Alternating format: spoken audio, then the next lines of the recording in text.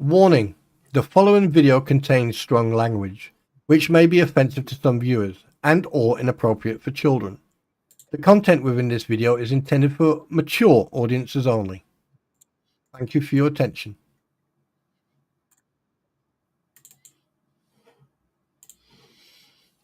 And a jolly good morning, good afternoon, and good evening to you. I hope everyone is doing fine. Yes, well, what are we going to discuss today, you think? Yes. Well, we're not going to be doing any film stuff, that's for sure. Just so you're aware of that. But there's a couple of things we're going to talk about. Yeah, we're definitely going to talk about the court case. That's one thing. I don't even know how to start this one, to be honest. I really don't. First of all, how's everyone doing? Let's do it that way. Yeah. So, good morning, everyone. Let's sort that one out first. I keep on saying it's the same thing every time.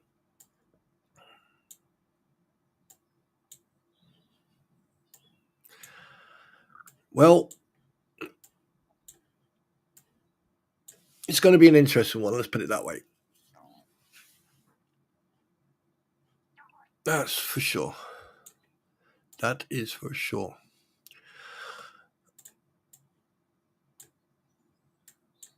So today, what we're going to do, we're going to have Q&As. We're going to have some bits and bobs. And I hope, it's, you're thinking, oh, love you, baby. But, I hate that, Right, okay, now that, because I'm still setting everything up, so I do apologize if this is getting a little bit, tedious, but you know how it is. Right, first things first. Now, I appreciate that people, get their knickers in a twist because I cough and sneeze and everything else. Okay, hi Sienna, Eric, good morning, and good morning to everyone outside. Here's the thing. I may cough and sneeze, okay, because one, I'm going through a cold. Yes, I have got a cold.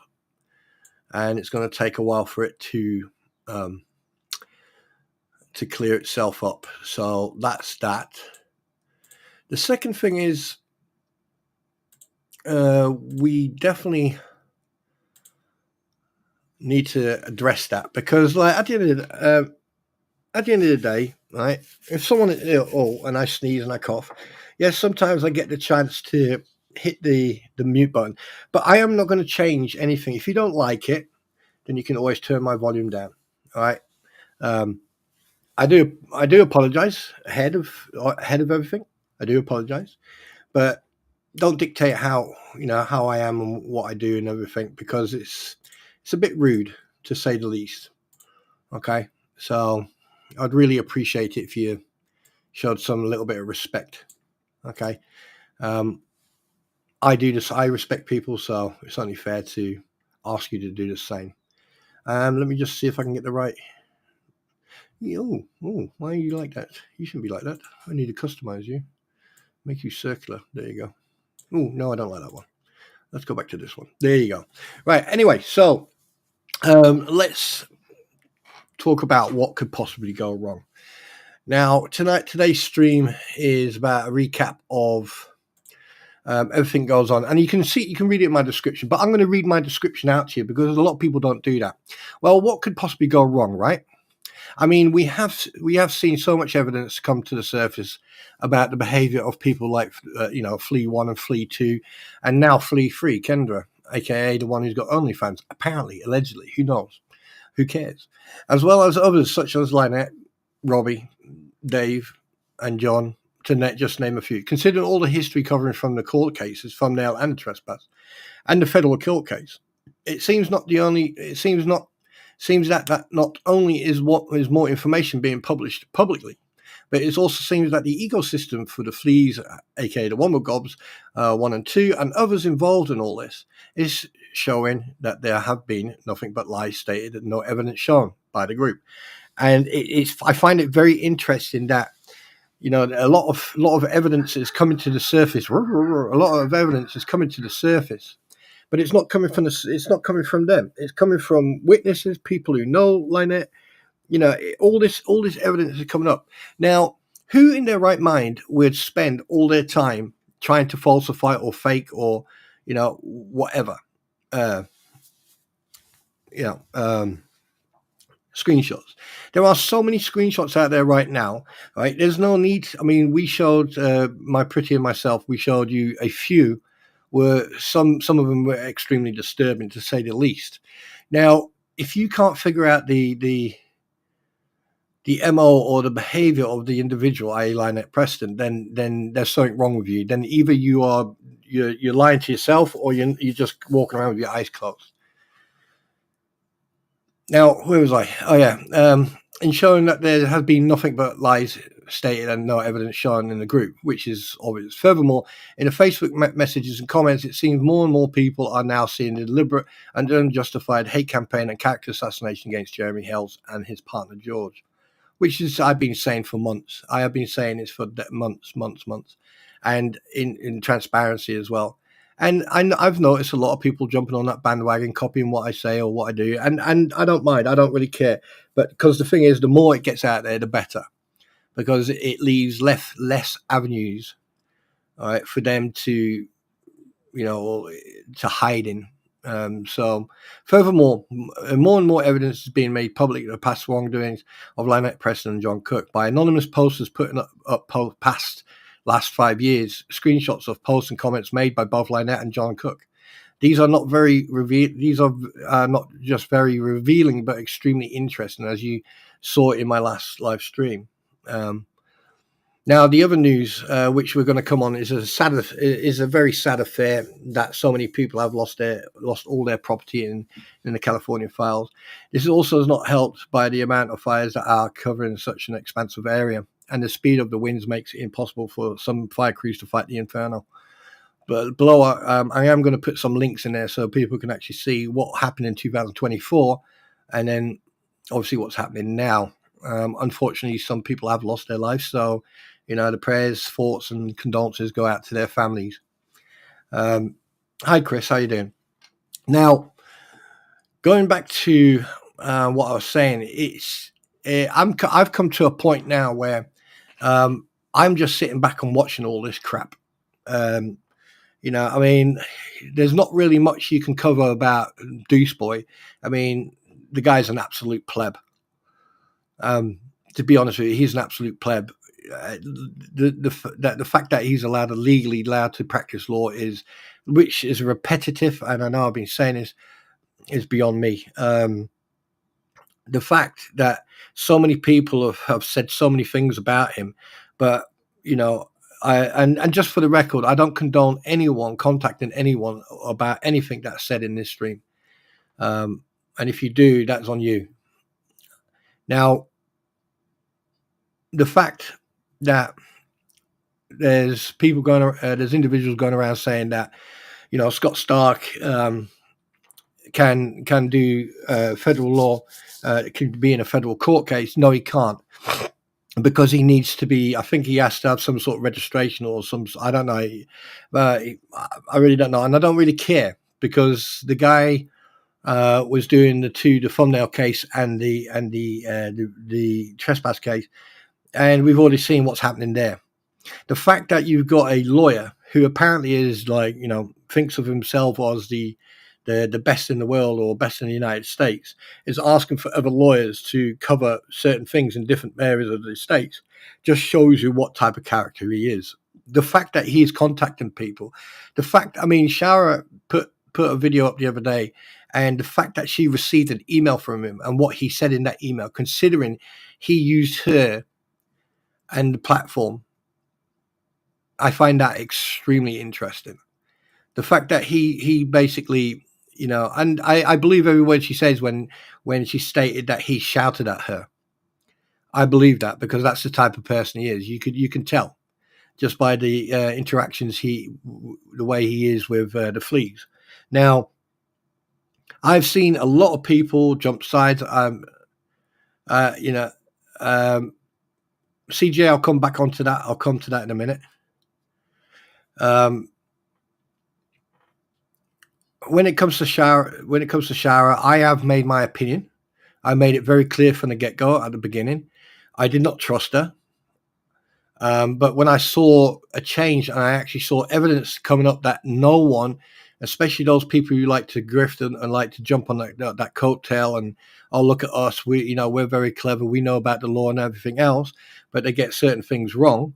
The fact that Sarah spent so long on one side of the fence and then decided to jump over the other. Now, I commend her for what she's doing. She's standing up not just for herself, but for the truth. And she's shown and proven a lot of truth. But there's still some doubts. And CJ, I'm coming now to that part. There are a lot of doubts. I mean, I've still got doubts myself. What's the agenda? Why has she done that? What's the reason she's doing this? Is it because, the way I don't know. I mean, I'm not going to speculate, and I'm definitely not going to allege or make, come up with shit that will turn out to be untrue. But the thing is, when you are on, let me put it, how can I put this? When you spend the good part of 2 years, or even a little bit less or a little bit longer, right, trying to make yourself get some clout of what you're doing, and then suddenly do a 180. Yes, Sarah has shown a lot. And at the beginning, obviously, I didn't trust her and I didn't believe a lot of what she was saying. However, over the time, in my own, in obviously off stream and with observation and doing my own research, I did notice a slight change happening until when she decided to say, enough's enough. Now, was there anything said to make a change? Was she intimidated? Was she threatened, or was something said to her that pissed her off that much that she went, you know what? I'm not going to hide all this shit anymore. I'm going to that's it. I'm going to show people what it's really like. And I commend her for that. And I've said that multiple times. I do commend what she's done and what she is doing. Because the thing is, with the combination of everything else that is appearing online, in Facebook and everywhere else, it's what it's doing. It's painting a picture. It is painting a picture. And if you keep looking at the picture, you'll start to figure out what the picture is.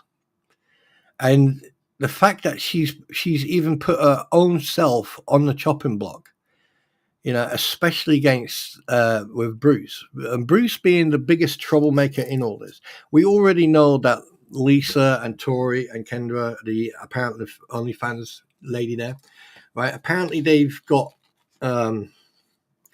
definitely got their own agenda. You can already tell that. Right, they're all trying to get that fame, and especially Robbie. Robbie has been, and the fact that because he had that criminal past in regards to doing a year in jail for trying to sell endangered species to Europe, and he's lost that clout. All right, 1 minute you're famous, and then you lose that clout. Now, fine. But the fact that even he, on some occasions, called out Lisa's bullshit, and that made her shut up. And then the way she's been behaving over the last few weeks, it tells me that someone is getting worried about the repercussions of their behavior. Good morning, my dog. It's okay. UK's okay. And the fact that all this, it seems that all this back and forth is slowly coming to a close, because over nearly 100 screenshots were put up by an individual over the last week. And I went through some of those I went through most of them actually. And one thing I can tell, those screenshots are damning. Not just because of a behavior, but also it proves that this is not the only time that Lynette has done this.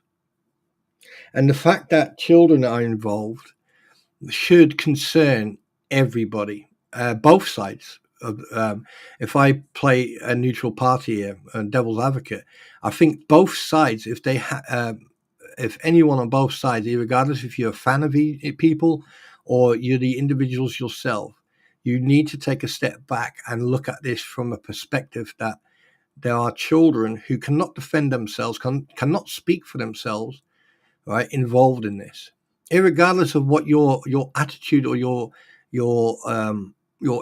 opinion is. There's a pattern, and this pattern goes back multiple years. Some of these screenshots are concerning, to say the least. Concerning, to say the least.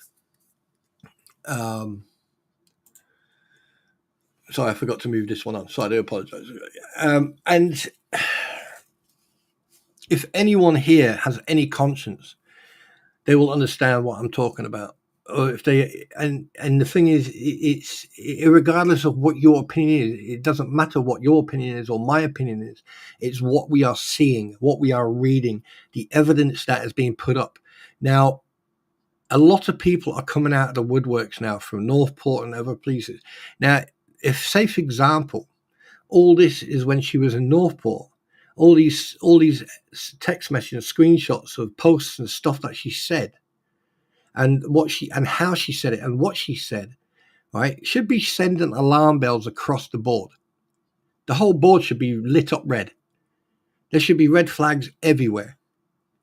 And the fact that this whole adoption thing, pandemic or not, it doesn't matter, that this whole thing doesn't smell right. There's just everything, it just doesn't make any sense, none whatsoever.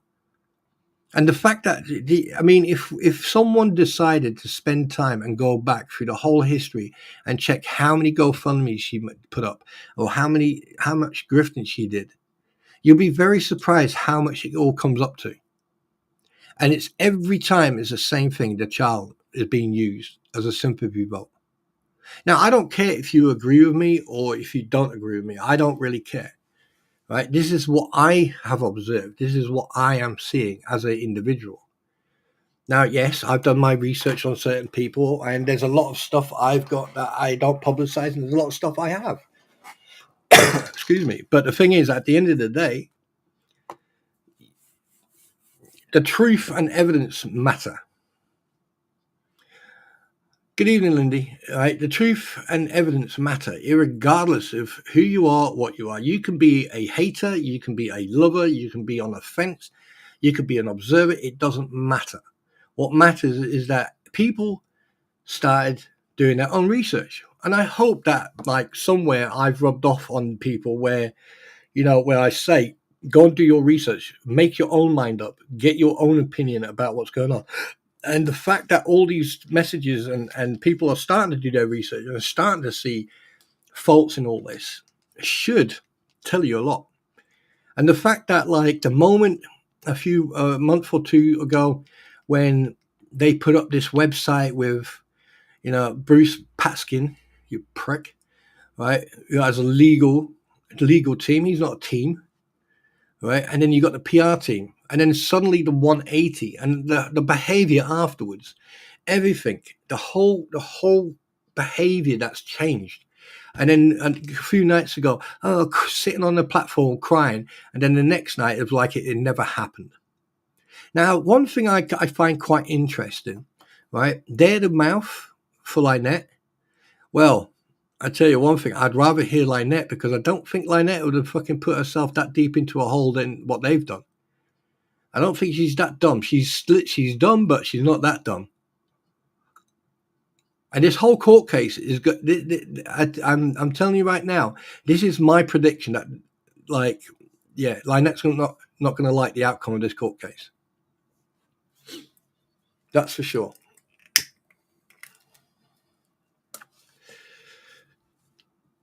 That is for sure. Now, like I said, this is my opinion.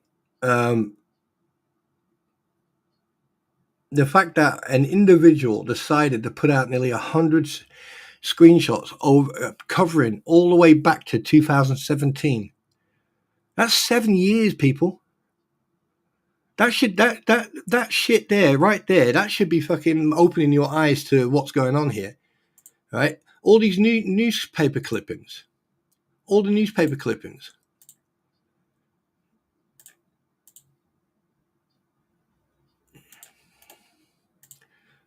You know, I mean, and the fact that so many people are jumping on this case for what? Clout, subs, views. What about caring about what's happening with shit here? What about the fact that two people have suffered for over 2 years because of someone's greed to make themselves rich, and admitted that multiple times in various different comments that's been screenshotted and has been shown? Why is it that actual fact, multiple people are now need to suffer? Right? Ever since she has moved to Otter Creek, that village with 100+ people living there has now suddenly become center of attention of all this negativity and this shit. But luckily, there were some stars amongst them, like Madam Mayor, Zim, Jeremy, Travis, Belinda, and Madam Mayor, of course, and all these people who wanted good stuff to happen in Otter Creek started creating it. Yeah. And then all this is still going on because someone doesn't like the word no.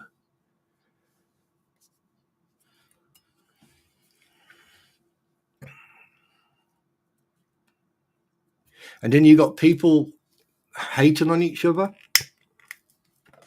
attacking each other, threatening each other, trying to, putting up pictures of God knows what, expecting a reaction.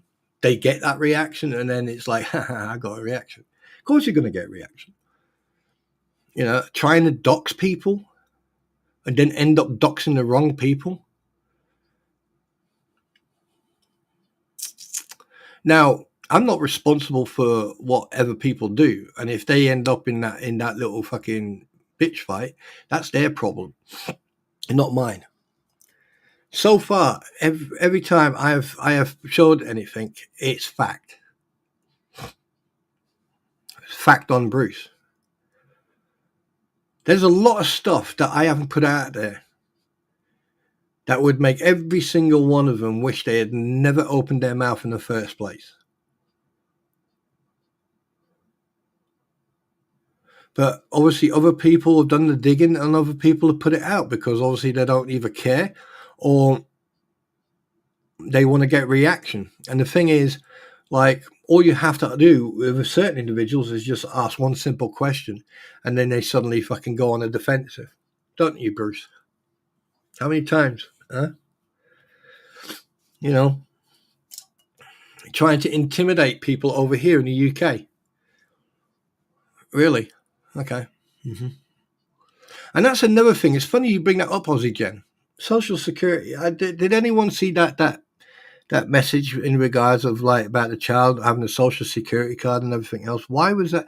Do you know all this is turning so dirty and so corrupt that I'm surprised the state police or someone with a more clout than the Florida government or whoever runs that fucking part of the world, right, needs to go down there and clean all this shit up. Needs to go down there and sort all this up. They need to sort this out once and for all. I don't care if you got some muppet sitting in his room going on about thinking that, or someone else. I really don't care. Morning, Cheryl. I don't really care. I don't care about all these idiots going out flapping their gums, because it's all good and fine when you sit there and you read a depot, you read like documents or anything else. But the fact of the matter is that Reading it out is one thing, but understanding what's being said is another thing. The fact that you've got Bruce asking stupid questions to Shara, the fact that like Shara's answering questions, and when you actually read what she answers, it fucking scares the shit out of me. Because like the thing is, she's saying stuff that a lot of people haven't heard. And if you're being deposed and you go for a deposition, if you lie, you're fucked. And the fact that someone actually publicly posted a threat towards Shara and her child, that should send warning shots across everyone's bow of what these people will do and how far they'll go. Now, any human being who does that is just despicable. But they sit on some people sit on their platform, and people are actually posting and typing in their chat, and they don't do anything about it. They don't say, stop that, don't say that, don't do that, or get out, or you're timed out or something. No, they just allow people to type whatever they want because they're so interested in hearing their own voices that they don't even pay attention to chat. And when they do,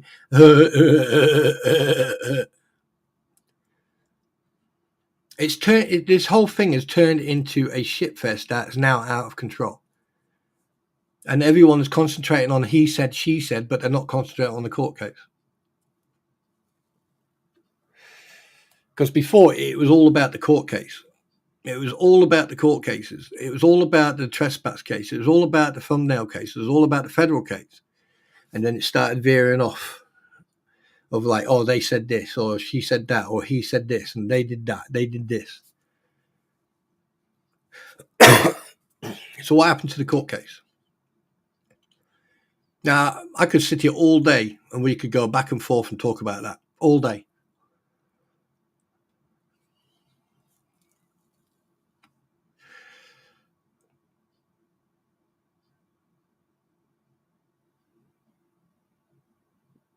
Yeah, I have, Ozzy. I have. And I'm absolutely, and the fact that they allow that to happen, and the fact that actually does happen on their platform, I am surprised that they are still allowed to use this platform. I'm surprised that they can actually go live. Now, does YouTube, I mean, like people can put in a copyright claim or a complaint or whatever, right? Sometimes it's mostly automated, right? Unless someone with a little bit of clout goes, hey, you need to watch this platform, right? If someone's got direct contact with a live person at YouTube. But the fact of the matter that they are getting away with all this and what they're doing, and they're not controlling the people. Look, you can't control what people say in your chat until they say it. When they say it, you can go delete, timeout, goodbye.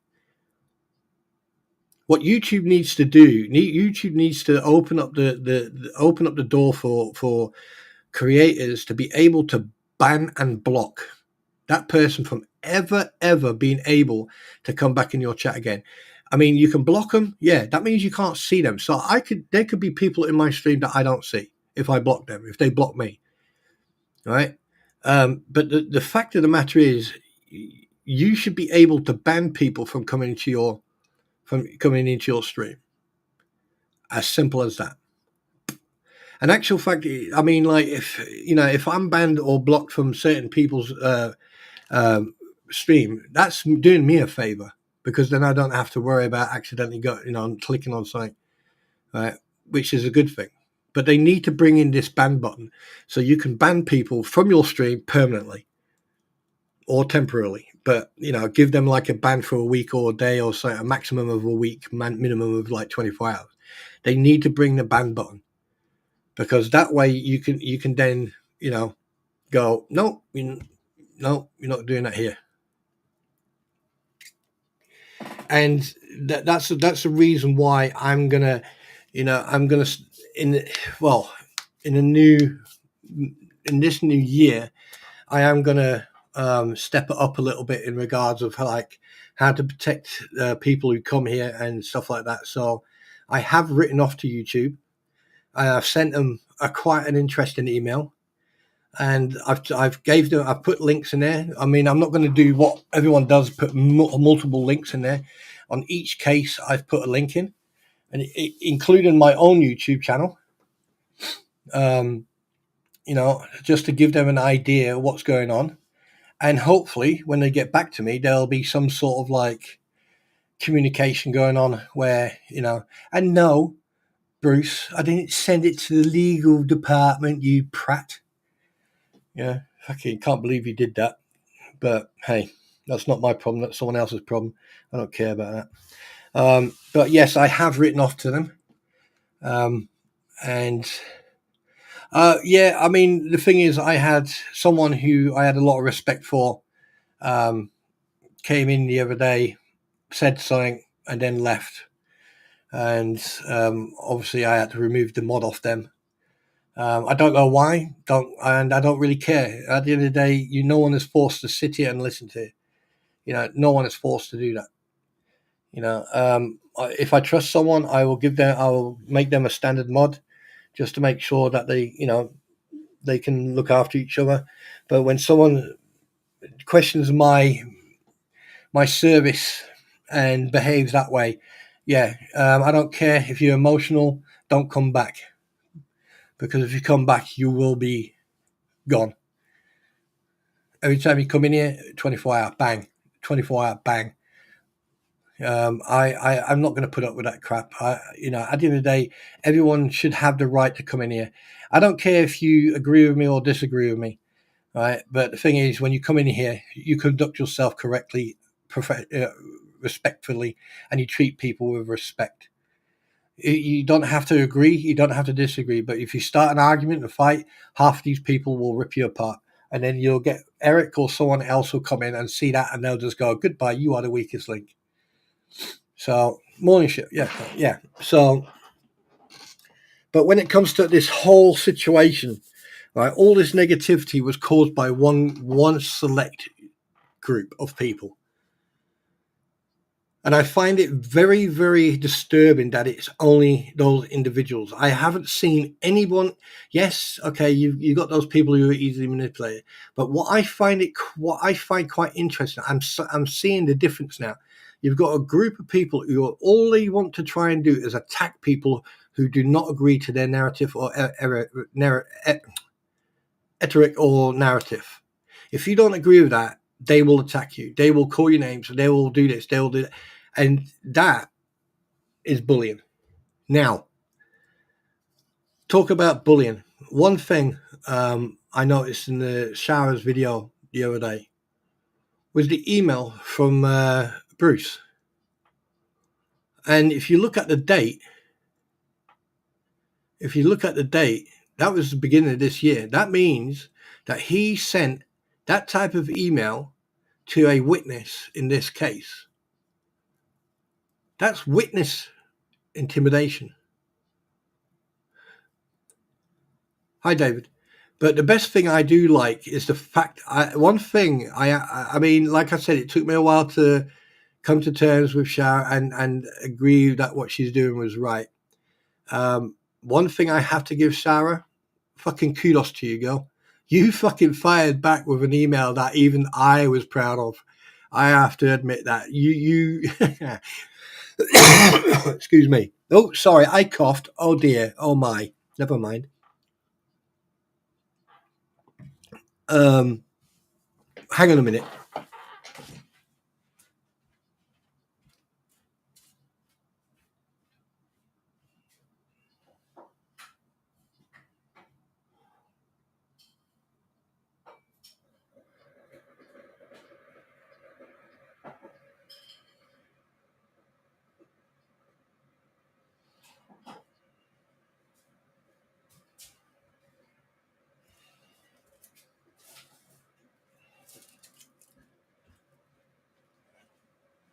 Yeah, sorry about that. The man needed a Dr. Pepper, so I had to go and get a Dr. Pepper.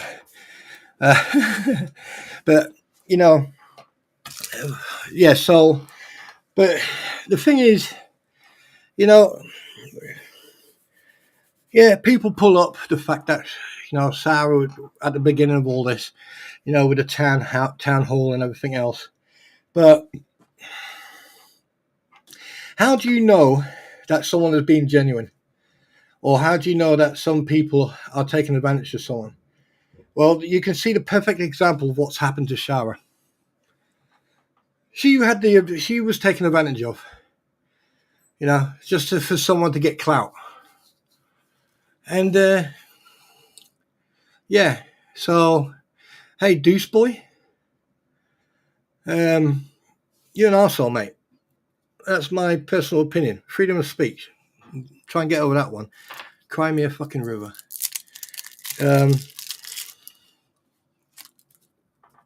One thing I don't understand, though,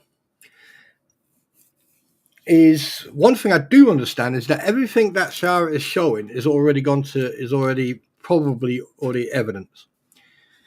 Right? It's just like Jeremy. Jeremy would never go live or show or talk about anything unless he's gone through his lawyer first. And I said that from the get-go. And I mean, from the get-go. And I know a lot of people, of sort of like, you hear different people talk crap about me and all that, and they've decided to, take their leave. And good on you. Take your leave. Because I don't play emotional games. I don't play mind games. I don't go around, kissing people's asses. Right? You get what you hear when you hear what you get. Simple. But yeah. Now, CJ, you mentioned Slug. Slug is a young man, right? Again, he's his own person. Now, do you make mistakes? Yes. Did he come to the terms and the facts that he made those mistakes? Yes. Was he given another opportunity to do the right thing? Yes. And did he take that opportunity? Yes, he did. He apologized to me publicly, and I accept that apology. And I'm a man of my word. I will not turn my back on people who have the balls and the spine and the integrity to actually apologize for what they did wrong. Now, if anyone wants to call me a hypocrite, then fucking crack on. But he has made these mistakes, and he's been quite public about it. I know that if at the end of the day, if people don't trust him, I mean, don't get me wrong, I won't invite him. I wouldn't invite him into my house to stay, but at the same time, I'm not gonna put him down, because at the end of the day, right? He's been quite upfront and honest about what's going on, and people should give him credit for that. And you should applaud him for that, just like with Shower. Because if you're going to treat one person one way, then you need to treat everyone the same way. It's not like one person, one rule, and then for everyone else it's different rule. You can't do that. That would be one, unfair. Two, it'd be unjust, and three, it would just make you a fucking hypocrite. So either you treat everyone exactly the same, or you don't do anything, and you just let them live their lives and let them fall on their own sword. Because that's, if someone makes a mistake, if they can't put their hands up and accept the fact that they made a mistake and learn from their mistakes and change their way, then who are you to judge them?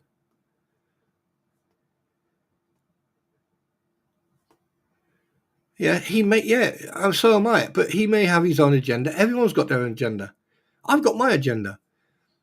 My agenda is to build this platform and basically just build it and get to know more people, talk about games and sort of turn it into a gaming channel. But I will cover stuff like this. If something happens in the UK or in Europe or something like that, I'll cover that. Like I'm going to be covering the California fire, and I'm going to be showing you some satellite images that are going to be very surprising. It's one of those things where I don't know. Okay, let me change the subject here. I don't know that much about American law or about the US law. What I do know is what I can research on. And that's why I always say, research your shit. Now people sit out there and they'll talk crap and they'll say shit that makes them sound really clever, but at the end of the day, no one's fucking clever. Everyone learns the same thing, you know, about cyber stalking, about cyber crime, about online threats and bullying and stalking and all these freaking shit. But no one actually looks at the bigger picture. No one steps out of that box and looks at the actual individuals doing it. It's like day and night. It's like black and white. You've got, okay, well, let's use the terminology sides, shall we? You've got one side who show evidence, screenshots, proof, dates, times, people, everything, right? And then you got on the other side, you've got one or two or three people sitting on the platform going, yeah, that's exactly what happened. That's exactly what happened. And then you got one person with a mouthpiece, and then you got everyone else enabling and supporting. Okay, but they're not showing any evidence whatsoever. So what do you call that? What would you call that?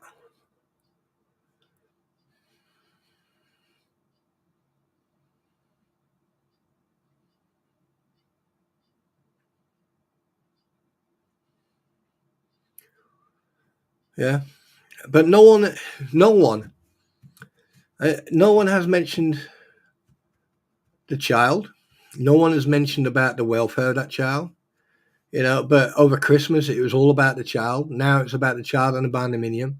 What's next? It's the child and tarmac in the road. Or like you want to repaint your sheds or your fence. Oh, it's the child and the fence paint.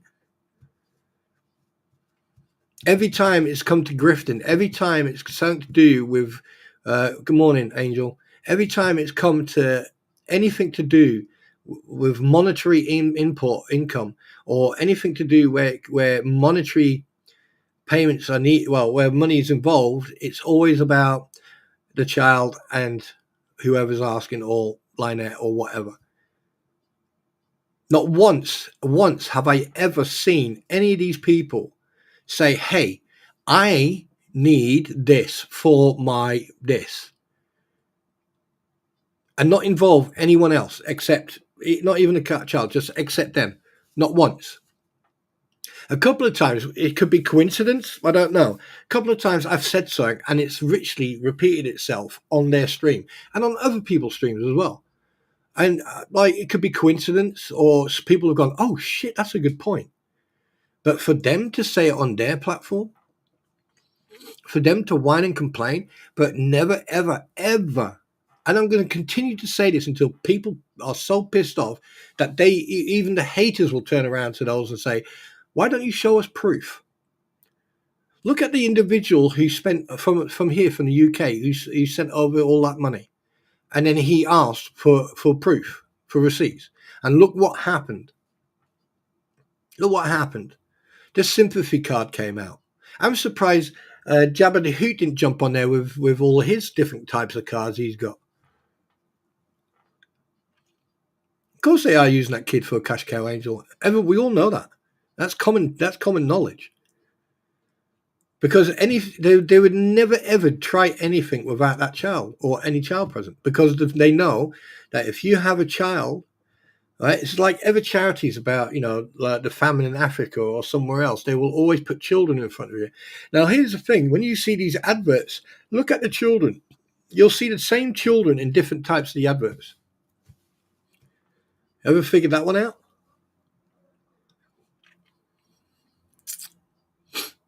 Yeah. My charity, the way I do it, charity starts at home, right? Like, a battered woman's home, right? Where women from DV, domestic violence, go into a safe house, right? I'd rather donate to that safe house, so that safe house, or that group who look after victims of domestic violence can get the support they can get. Then I would rather donate to them. Because the thing is, I'm donating to an organization that will look after not just the mothers, but also the children. And that goes vice versa as well for fathers and children, right? Or homeless veterans or veterans. It's none of this, oh, yeah, I'll do this, I'll do that. I mean, Eric, for example, needs a scroller. Ever since I've met him, he's needed support for that. What he should do, he should go to the fleas and say, hey, look, I need a scooter. Can you help me? I bet you within 1 month they'll get enough funds together to get him the stroller that he needs so he can actually move around, the mobility. Because I don't see anyone else doing it. You know, like, unfortunately, we've lost a very important pillar of our community, right, who passed away a few days ago. Now that is to donate and to support the family. That's important. That's what I think is important. Which reminds me, that just reminded me. I do apologize. Nope, wrong one. That reminded me.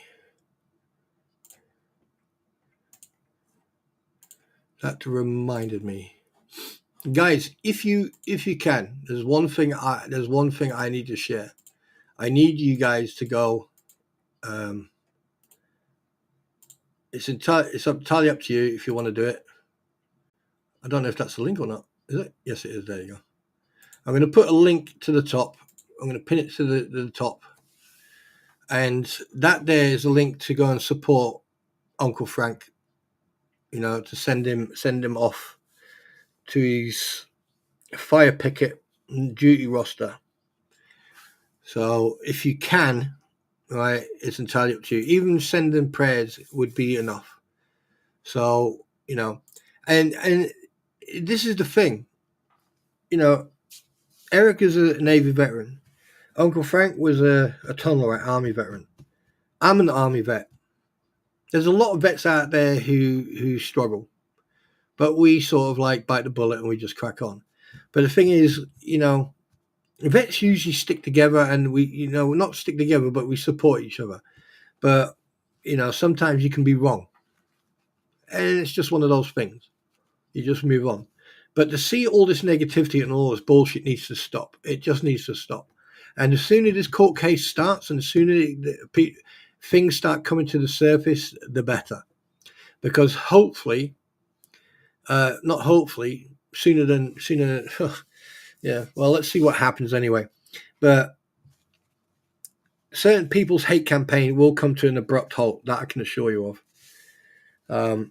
Because I have, and I'm making this a public announcement, I have made an official complaint to YouTube. Because I am sick and tired of people coming to me and saying, oh, they're going to attack, they're going to do this, they're going to do that. So therefore, right, that if they read the terms and services and the guidelines of the community guidelines and everything else, right, I have every right to have concerns, not just for myself, because I'm not monetized, right, for my concerns, not just for myself, but also for the people who are subscribed to me, like yourself. I need to make sure that you are safe. And with everything that's going on, I am going to make sure that you are safe. And I'm going to make one simple rule as of today. If you come in here with emotional or with hate in your heart or hate intent, you're going to be gone. And then I'm going to make a list of every single name, and that list will get publicized. I assure you, I am sick and tired of it. I am sick and tired of the bullshit. And to be honest with you, I'm not scared, or, you know, I'm not scared of getting involved in this, or staying involved in this. But I'm so sick and tired of the repetitive bullshit, the repetitive back and forth, the childish crap that goes on, the threats, the intimidation, and the spineless fucking attacks on various different people, may it be on YouTube, may it be on other platforms. The fact that you'll sit on a platform and just fucking spout your mouth off with nothing to back it up, or play the victim because, you know, poor me, right? And then you fucking grift off it. Then you crack on. I don't give a shit what either side does. But let me tell you something right now, right? I don't care about that. What I care about right now is the court case. And I'm going to sit in the shadows and I'm going to watch and wait. And the more these fucking messages pop up, the more stuff gets put into the public view, right? The more the ice thins out. Because people are already walking on thin ice. And the fact that someone put out nearly 100 fucking screenshots that are, I mean, like there were a couple where I just sat there and I read it and I was like, this can't be real. This has to be fake. But they're not. They're all real. They're all screenshots of these individuals saying what they're saying. How can you take the child benefit check of a child that you're supposed to, keep safe and keep healthy and make sure that she's got food and everything else? How can you take that money and put it towards a payment for a fucking car?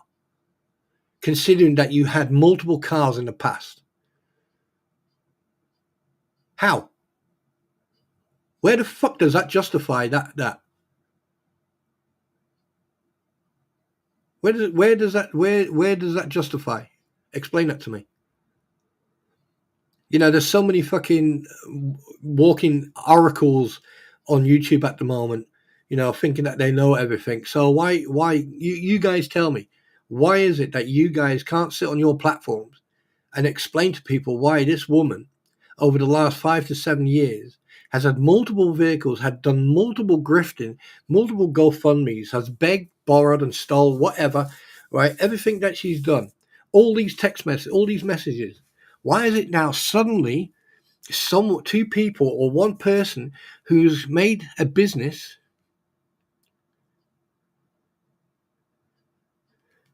right? And because he's the type of person to fucking shoot you down in flames and walk away and cut you off instantly, because he's protecting himself and his partner and his business, this has now been going on for 2 years. So all these people, right?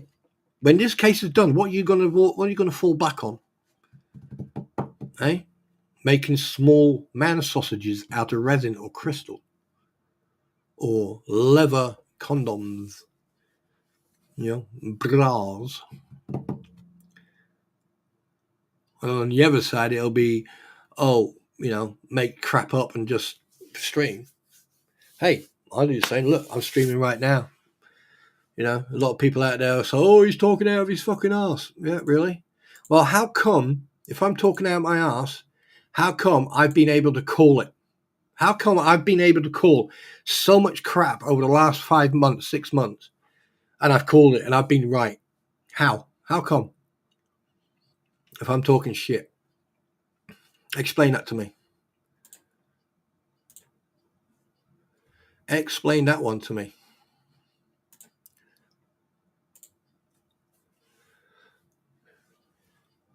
On that note, 1 second, I'll be right back.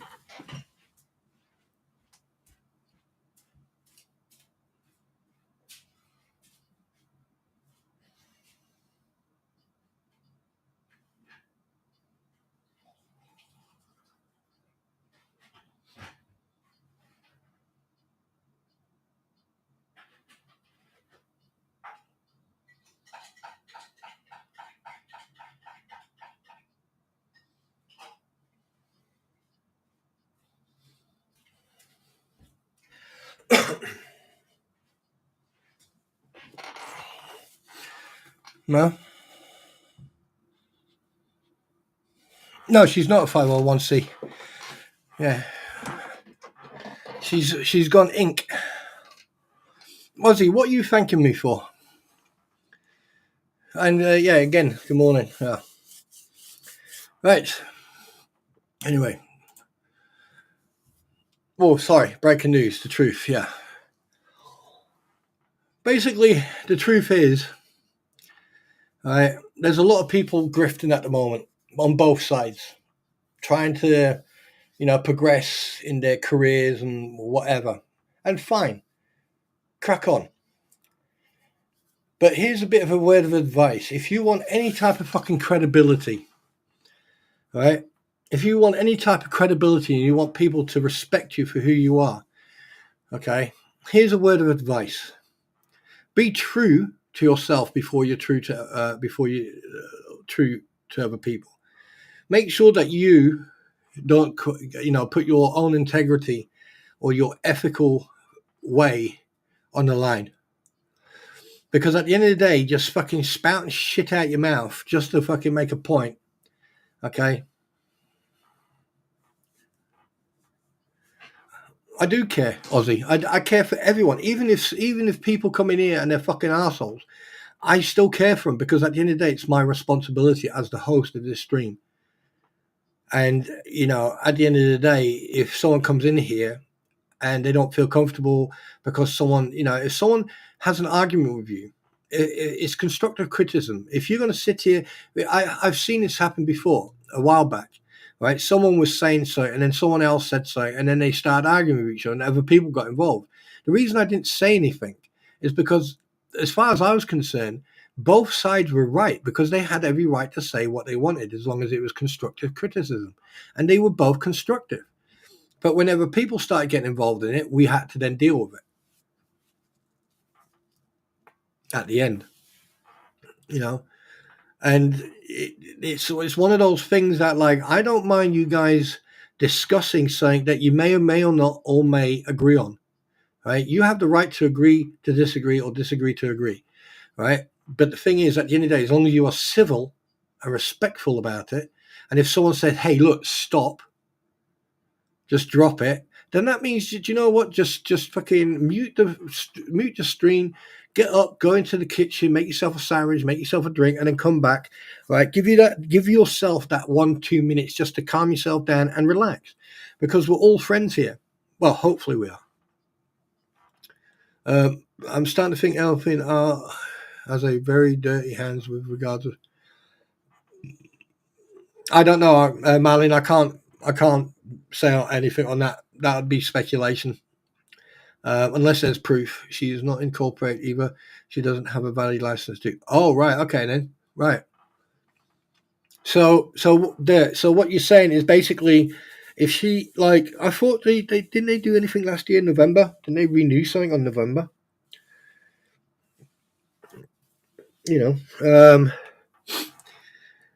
The business license no longer valid. Oh no, yeah, that ran out. Bloody hell, that ran out about 4 months ago, didn't it? June, July. Wasn't that July that ran out?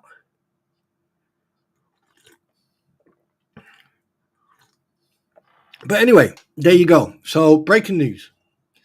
All right. Let's go on to the next one.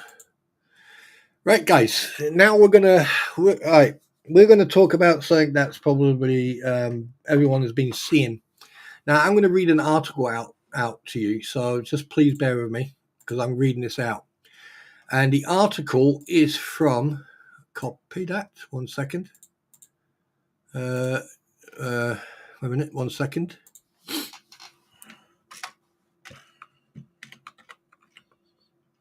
One second, please, guys.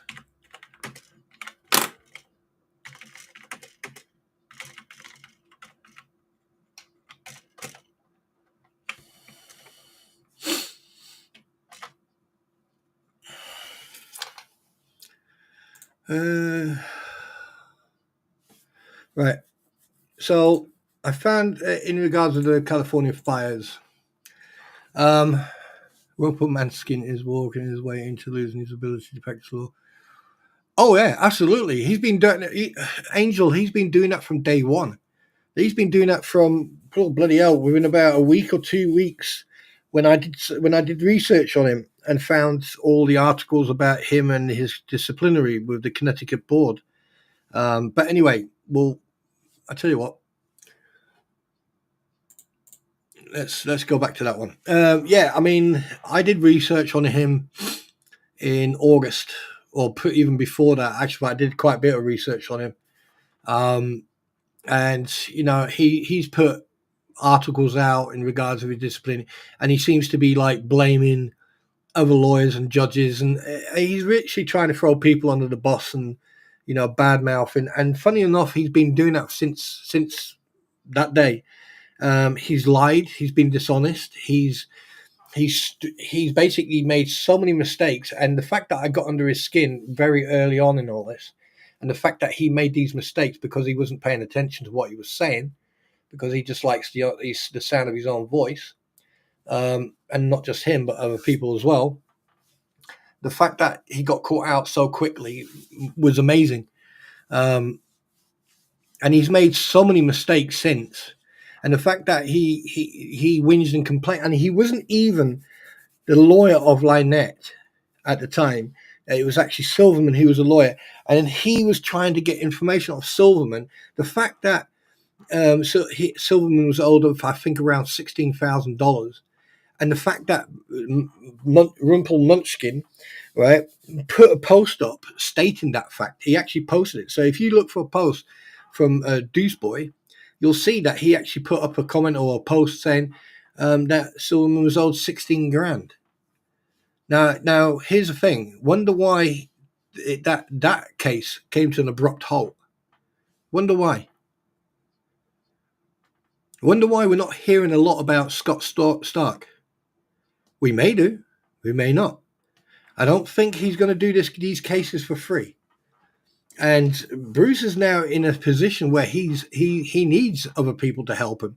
But I doubt very much any lawyer, any proper, correctly trained and professional, ethical lawyer would come against him or speak or hear what he's done in this case. They won't come anywhere near him. And if they do, they are as dumb as he is. You know, simple. But anyway, I'm moving on. I'm done talking, wasting my time on that. Anyway, California, right? So I'm going to read this newspaper article out, and it is from, where are you? Well, it was from there. Hang on a minute. Let me just see if I can find it. Is it that one? Yeah, it's that one. What the hell's happened to that case? Oh, I hate this when that happens.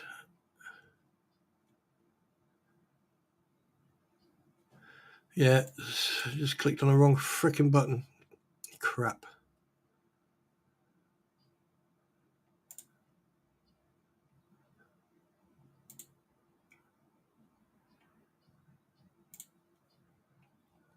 Yeah, I've lost it. Ah, shit. Let me have a look.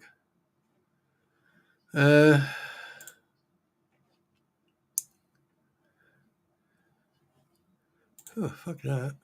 1 second. This is absolutely insane. Yeah.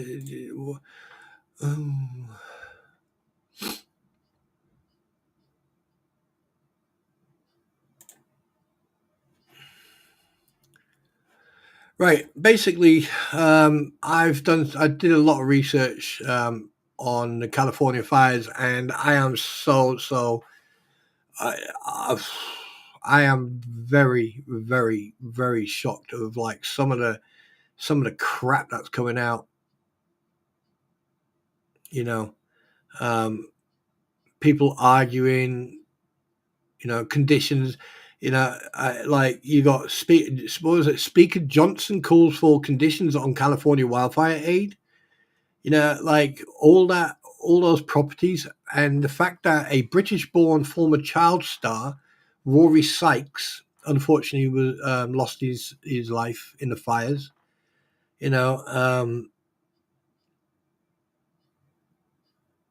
It's just scary. But there's something I want to show you. In 2024. Let me just get rid of chat for a second. No, yeah. Right, there's something I want to show you. Right, let me just show you this. In 2004, this was the fire. These were the fires in 2024 on the coast. Okay. Now I want you to pay attention. So you got the first bed of fire here, right, and the second bed of fire there. But look at all these. You got small fires there, small fires here, small fires here, there, and here. Okay. Now the next picture, right? You got, that's the major fire. There's the major fire. So basically, these are the original major fires. But look at these fires. So if you go back, yeah, right. There's your fires there. There's your major fire. There's your major fire. That there. Okay, so you got fires here. That's all smoke from fires all around here. This is from 2024. Now try and answer this one here. Try and explain this one. Right? Okay, you got smoke here, right? But explain this fire here. Now, over the few weeks, over the last couple of, well, about a week or so, and I'm not. This is just speculation. It's not conspiracy, right? So far, I have seen 3 videos, TikTok videos, of people trying to start fires around LA. Right? You got one running around with a little burn torch, like a gas bottle torch. You got another one with flammable liquid in a bottle. And then some other person was basically trying to set a fire as well with, I don't know what it was. It's one of those fire guns or whatever they're called. But this one here, this makes no sense. This is a totally, so basically you've got, this is the firewall here, and you've got your firewall here, right? But here, I'm saying, like, looking at that, I'm saying that's about 50, 60 miles away from any chance whatsoever of ignition, right? And then you got this here, right? And that's already a major fire, okay? That's already a major fire. Now, and then suddenly, another one pops up. So this one's already hoovering it. You've already got these fires going on here, and then you got that, right? So you explain to me, right? So basically, look at this. So you got that fire there, right? And this happened. This was filmed from the space station, right, or from a satellite space station, I'll say. But watch the next picture.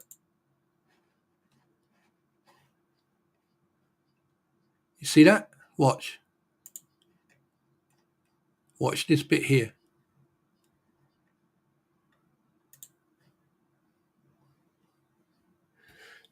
So all the smoke disappears, and then suddenly you've got just that one there again. Right, there's all the smoke from the little fires there, and then you got that one.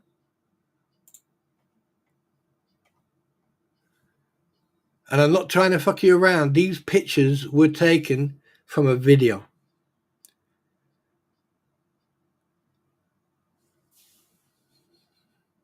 Because this one started and then that one started. Right? But what gets me, let's see if I can, right? They've actually got, there's one video that I can't find at the moment. You got smoke here, and then here, right? And they all start at the same time. It was all timed, bang, and then the fire started. So say what you wish, but I personally think that it's come down to the fact that, right, who do you trust? It just doesn't make any sense. It just doesn't make sense whatsoever. How can 3 fires start simultaneously? And I'm just trying to find the video.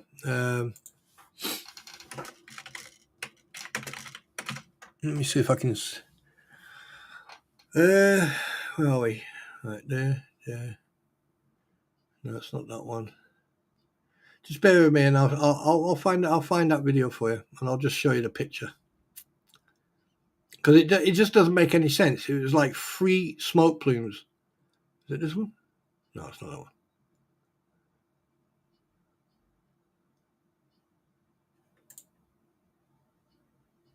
No, it's not that one. So yeah, and the fact that they've got 40 to 60 miles an hour wind gusts. Hi, Victor. And the fact that they've got wind gusts of between 40 and 60 miles. That's fucking scary. Oh, where is it? No, where is it? Just 1 second. So I'm just trying to find the video for you.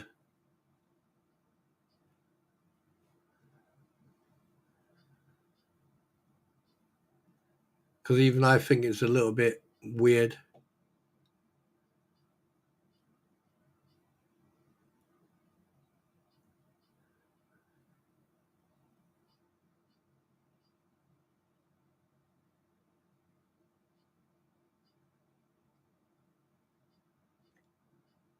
Yeah, but I'm not going to show it because I don't want to get copyright strike. But yeah, I think people need to look into this because how can three fires start at the same time as three separate places with about 10 to 20 miles apart from each other?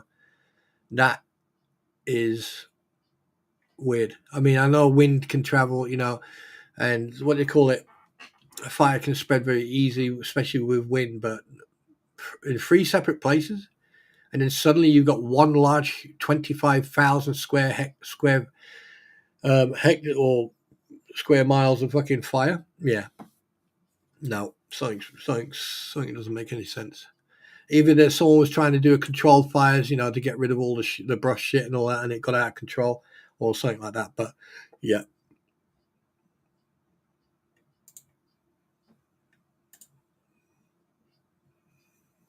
yeah, yeah. I'm not going to waste my time on that. That's just fucking freaky.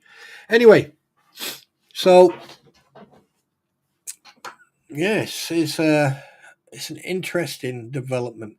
I think that. Oh, what's this one? What's this one?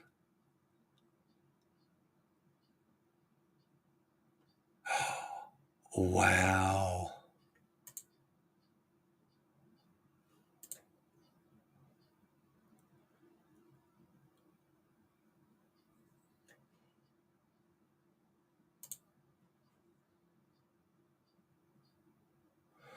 Oh shit.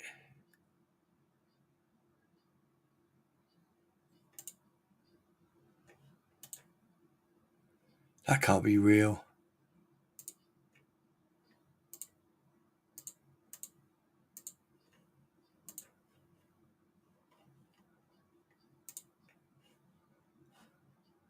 That can't be real. That must be computer generated.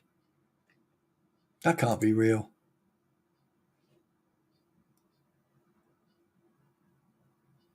No fucking way is that real.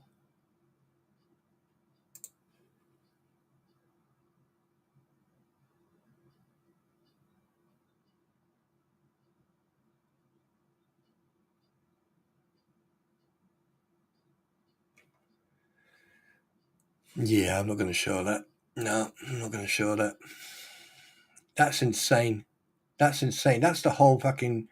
That's a whole town just gone poof. That's a whole town just gone.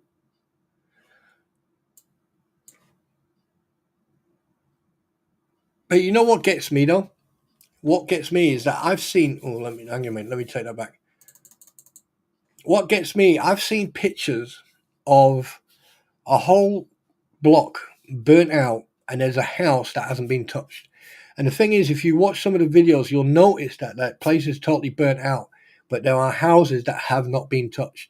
Now, either people have like really looked after them, they knew what was coming or anything, or they, because of fires, previous fires, they've like done the preemptive thing and planned to how to protect themselves and got sprinklers and all that stuff.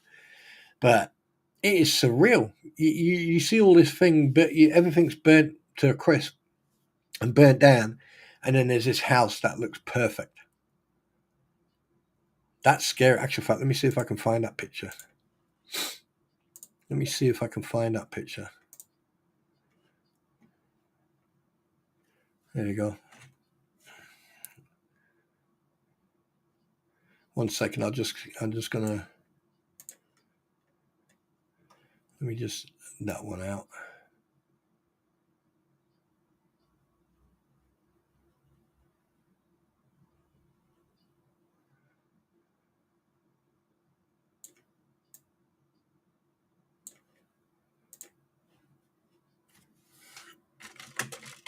Right, that's one. 1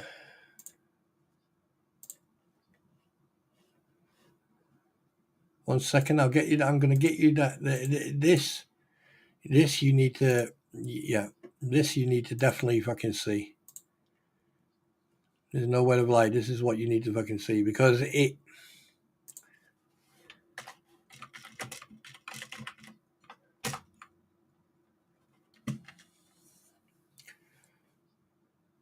Actually, I don't know. Yeah, no. Right, okay, so that one's that one. And I'm going to see if I can. That's that.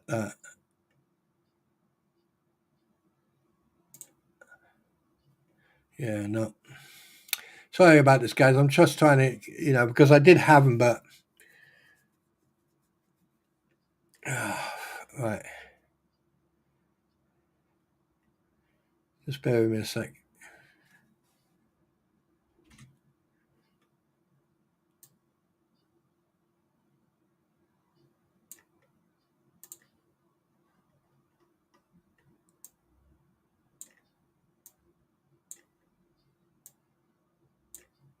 I mean, some of this shit.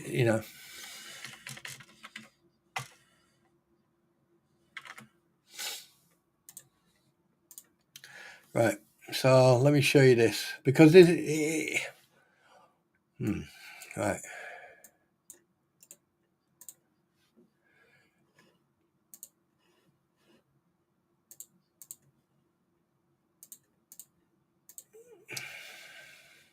This is the first one.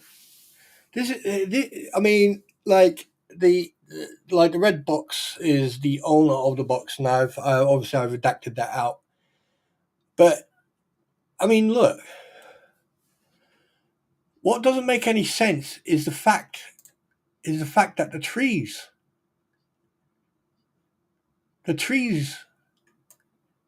are still there.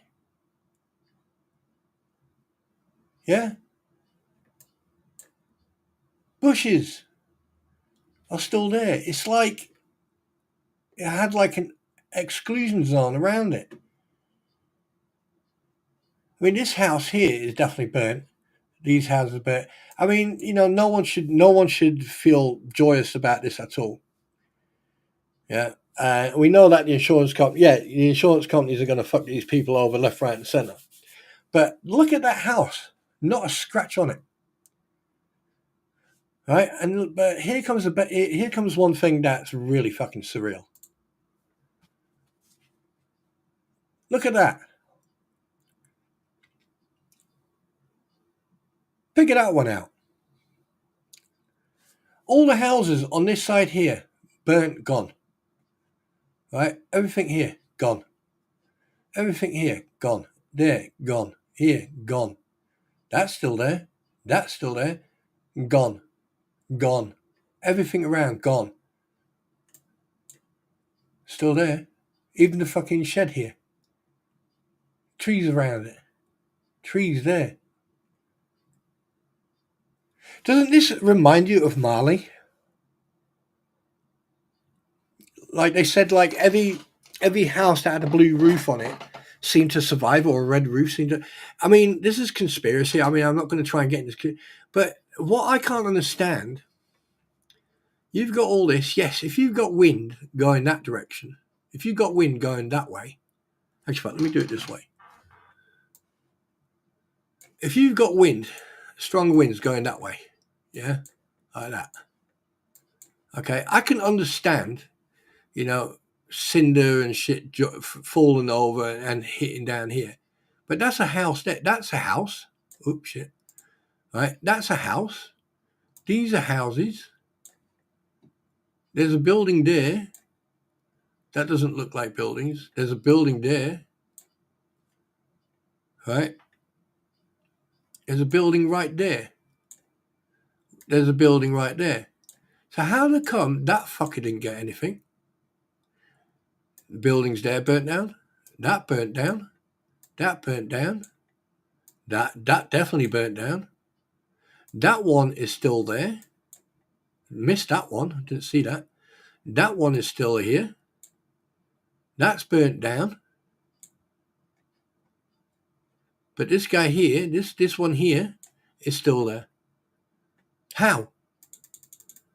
How come the fire decided to burn everything around it except these four here? Those 4 surviving buildings. How the hell did that work? How does that work? How? Yeah, Ozzy, it's not just about the height either, right? I mean, like looking at this house here and looking at this house here, yeah, they must be sort of on a ravine, sort of like going down, right? But it doesn't matter because the thing is, this house here and this house here are on the same height, and these, so like this, well, they all seem to be around the same height. So what? The fire decided to circumvent that one and circumvent that one, and then jump over here and then go, oh, there's houses down there. No, this. Yeah, it doesn't matter. Anything is flammable. Guys, you need to remember, okay, flames create radiant heat. Radiant heat is the one that fucking causes the damage. It's the flames that cause the yes, so can a house down. So, but still, I mean, even if you soaked it soaking wet, the heat, the radiant heat alone would have evaporated any water.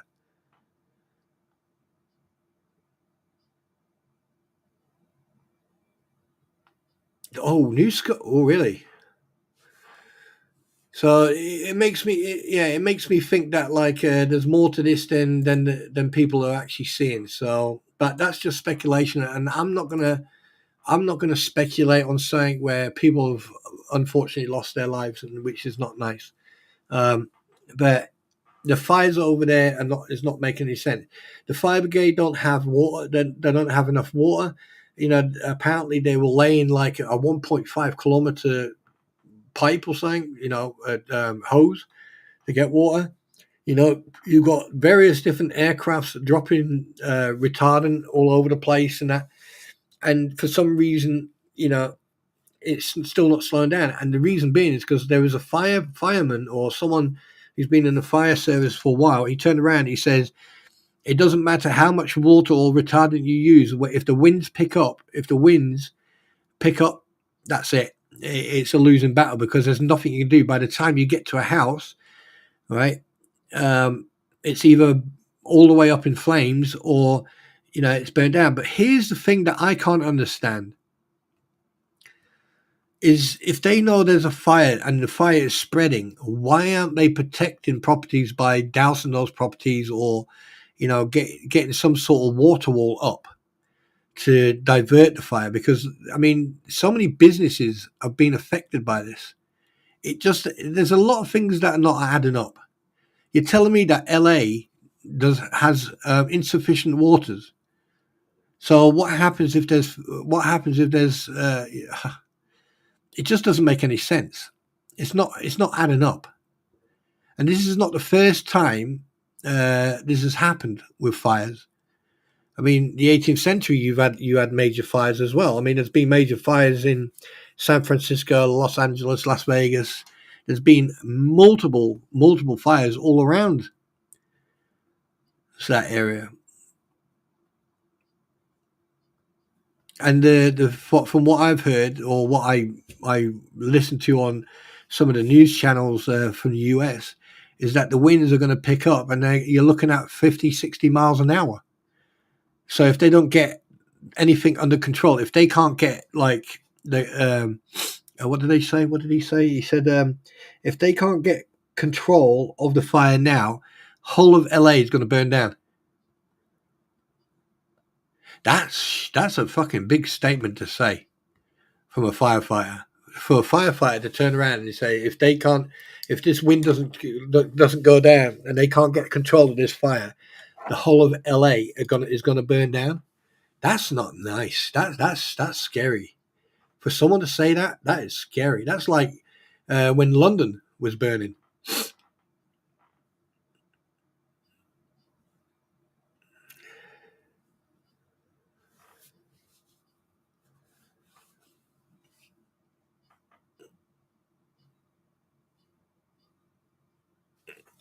Well, I'm sure people have got insurance.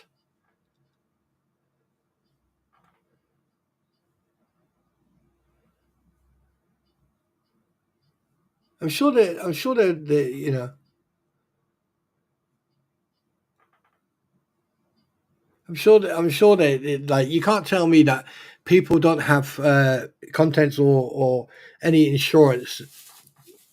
You can't tell me, fire, and if you live in and if the thing is, if there's been fires in that, if there's been fires like that happening over the century or something like that, you'd think that insurance companies would say, well, we can insure your property, but we can only give you base insurance for your property due to natural fires. And if they do have natural fires there, why haven't they put like breaches in? Why haven't they put wall breaches and what do you call it? Fire. What do they call it again? Fire restraining breach. Oh God, what's it called? It's where you cut. It's where you cut like a track. It's like about 20 to 30 feet wide. You then build divots, and then you cut trees down within 200 meters of that. So basically, you got this big stripe going through nature to stop fires from spreading.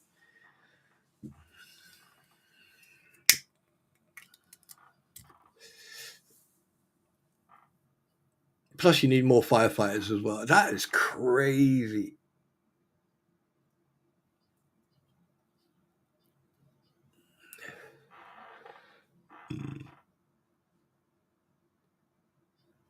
Wait, what? To protect lizards?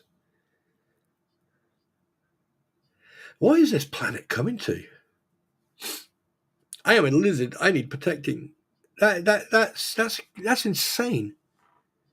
That's absolute insanity. Good morning, Nimrod. That's insanity. I mean, like the thing is, at the end of the day, I get it. You want to protect zoo animals and stuff like that because obviously they are wild animals. But the thing is, where do you draw the line?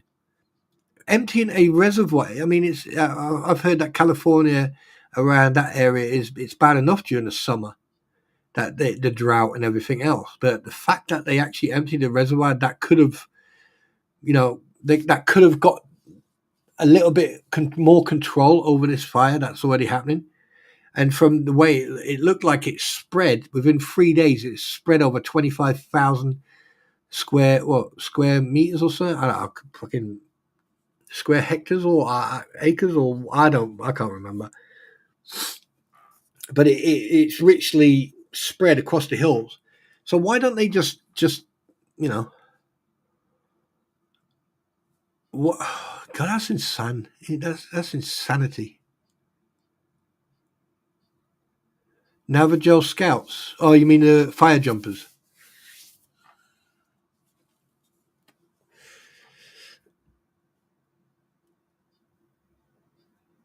Yeah. I hope that. Yeah. That's just insanity. That.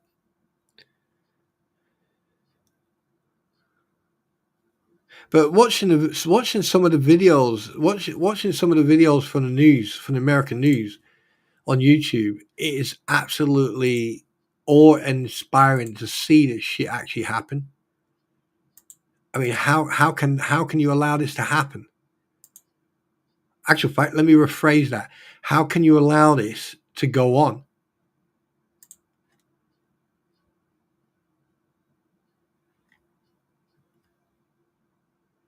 I mean, you've got this like, oh, what was it? Someone said to me the other night, if they don't if they've got no water, and then you've got these idiots running around setting fires. And what do the police do? They probably might just arrest them, take them to jail, and then 6 hours later they're walking free again.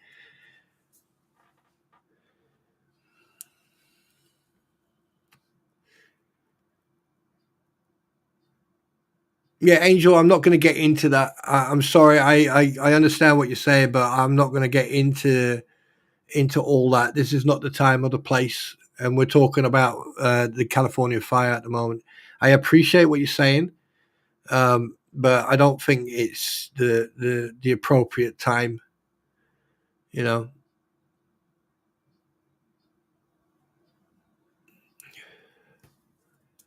or the place to discuss any of that.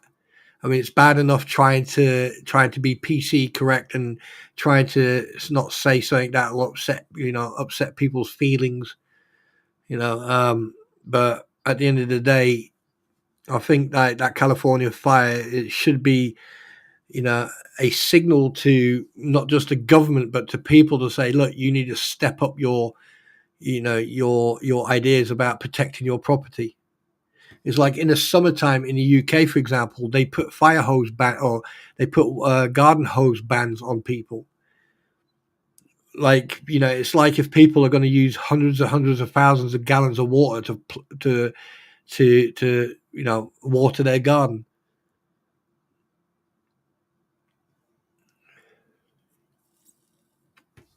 I mean, considering it rains here so much that you can actually fill up 100-gallon container within 3 to 4 days with the rain. It just doesn't make any sense how this fire could got out of control such a way. Look at all those homes that have burnt down.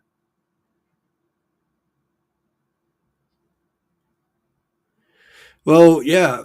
I mean, the thing is, they're going to look for scapegoats for this fire, but at the end of the day, it's like if you take away the tools or you take away anything away from someone who is unable to do their job because of restrictions or because some idiot decided to empty the reservoir or someone decided to, not charge water hydrants or, didn't give the firefighters the tools they needed to tackle this fire, then it's a chain effect, really, isn't it? Oh yeah, Angel. Yeah, don't apologize, sweetheart. No, I understand what you're saying. I read the other comments you put, and yeah, but it's not just the government. It got like the thing is, it starts at the government and then it works its way down. It's bureaucracy. It's just like fucking health and safety. Like here in the UK, health and safety has gone so overboard. You literally have to ask someone. They have to then ask someone to get permission to pick up a pencil. That's how stupid it's got. You know, it's like if you. I mean, I can remember getting sent an appendix that needed to be updated in the rules and regulations and PPE. And when I read it, the only thing that they changed, right, was when, before, and after what you do with your PPE if it's contaminated or damaged.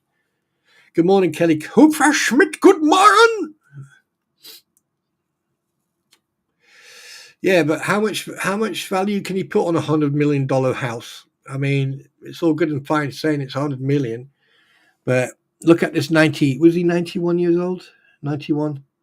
There was a 91-year-old fella, and you could tell it hadn't hit him yet. You could literally tell he was still in shock. His whole home, and he had 61 years of history, family history, and everything in that house, and it burnt down within 45 minutes. It just went boom, gone. And 61 years of you know sentimental heirlooms and everything that he had, before, I think his wife passed away a few years ago, and that, but everything that he had just gone like that. What's the government going to do? Give him a little tap on the shoulder and say, there you go, here's a couple of grand, and then tap him on the arse cheek and go, off you go then, sunshine. That's what happens. I mean, I'm telling you right now, and I'm saying it here, the pandemic has changed mentality of people. The world has changed. Since the pandemic, people have changed. Everyone's just got really strange now.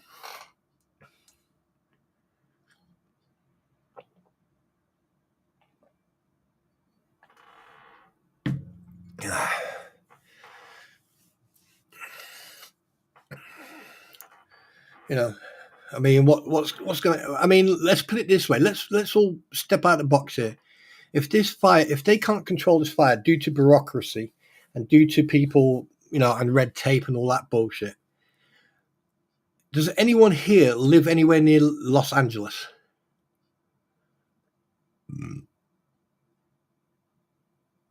Anyone?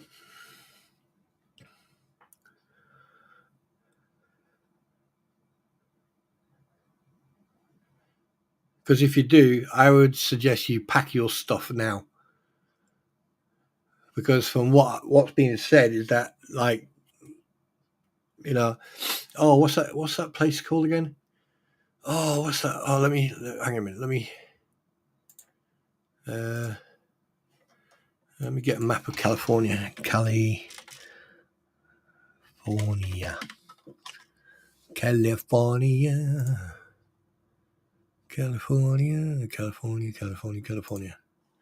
There you go, that's the one I want. California. Right, we got Bay Area, Santa Cruz. Right, so the fire's up there. Wait, where's Los Angeles? Sacramento, North Coast. Oh, there's North Angeles. There's Los Angeles, San Diego, Bakersfield, Palm Springs, Sierra Nevada, Las Vegas. You got Fresno, I can't even pronounce that fucker. San Francisco. Right, okay. Right, so where right. Eureka. I used to love that program. Eureka. Right, where's the picture of the fire? Okay, here we go. No, it's not that one.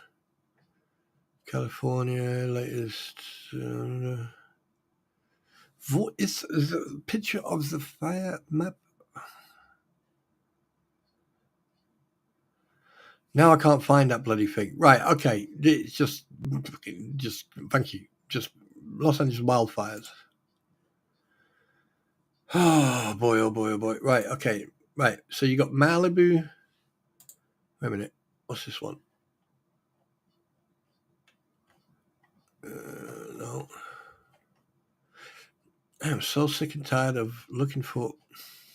Anyway, you understand what I mean. It's like basically the rodeo. There's places where money speaks, and there's like that's burnt down. What was it? Quite a few actors have lost their A-line actors have lost their property. What was it? The one who played? Oh God, I can't remember. He's freaking. He was on there. I wonder how much they're going to get back. I wonder how much people. Did anyone see that video with that family and a dog inside the house while they were surrounded by flames?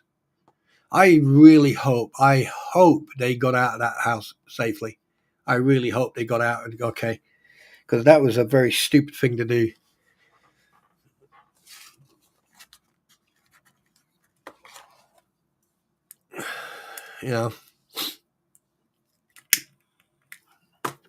But from what's been said about Los Angeles, apparently this firefighter said if the wind picks up, Los Angeles is next. I hope it's not. Touch wood. I hope it's not. Well, right, to be honest with you, Angel, right now almonds don't mean nothing. Lives matter more than almonds. You can regrow the almonds, so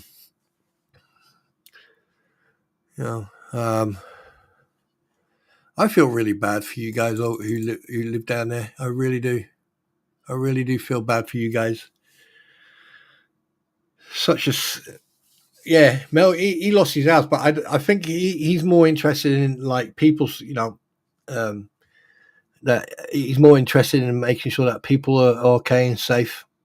Because I haven't heard him complain one bit.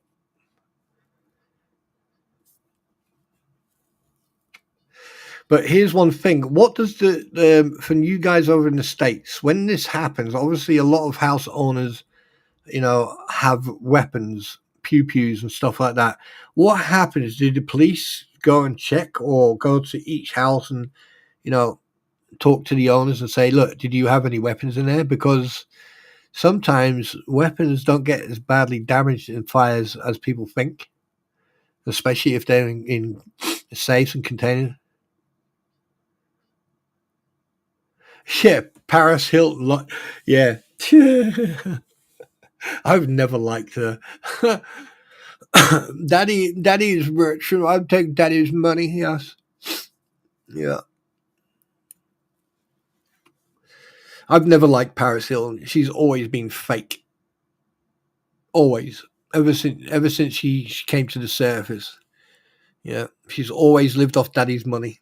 I've never ever heard Paris Hilton do a day's work. Ever. Spoiled little brat.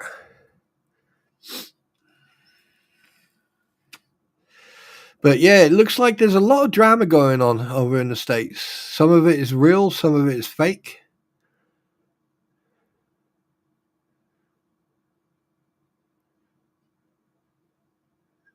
Uh-oh.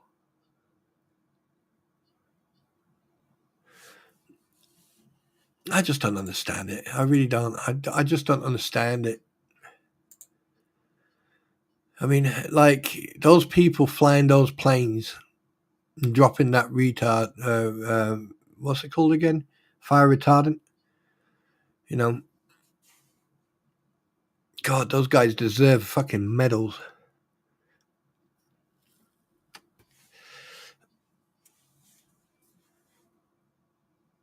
Yeah. So I'm just looking at the news. Wait a minute. I'm just.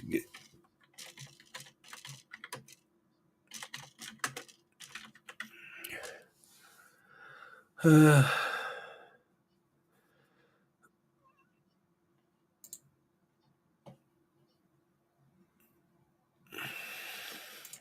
right, what do we know about Canada? Okay, this is by NBC News. What we know about the California wildfire. Southern California is braced for extremely critical fire conditions caused by a new period of Santa Ana winds today through Wednesday across parts of Los Angeles and Ventura counties. As the battle contains rampant blazes go on. Fanned by strong winds, the wildfires have unalived. Unfortunately, 24 people have lost the battle against the fires and swept through 40,000 acres in the greater Los Angeles area, destroying entire communities and more than 12,300 structures. The largest blaze, the Palisades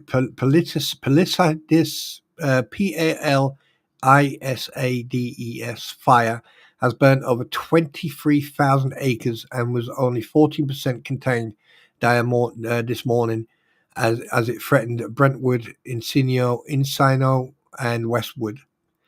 Evacuations orders are in effect for 92,000 residents of Los Angeles, and 89,000 are in evacuation warning zones, which means they may need to leave at a moment's notice. See a map of the evacuation zone. Oh, Los Angeles counties have declared a public health emergency, warning that smoke and particulate matter could cause immediate and long-term threats. Obviously, inhaling that smoke is not good because with buildings burning, like, all the stuff in the buildings and that.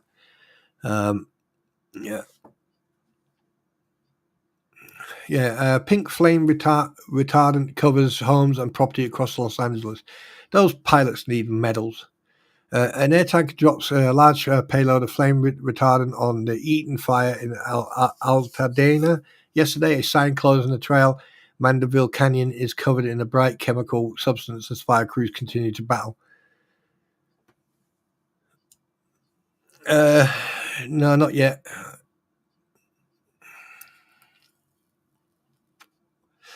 Right, more than 80,000 customers are without power across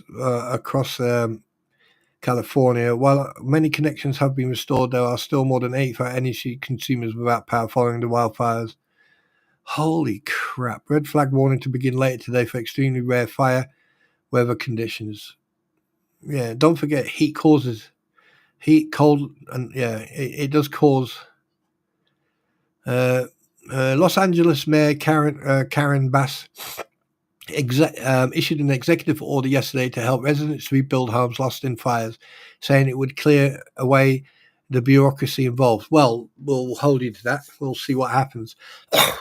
This order is the first step in clearing away red tape and bureaucracy to organise around urgencies, common sense and compassion, she said in a statement. In order, it concludes creating a task force for debris removal, as well as a one-stop shop to issue permits, waive certain reviews process, and expedite building inspections.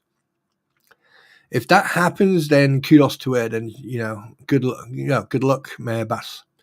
Windy conditions that spark the fire will make ignitions more likely. Jesus.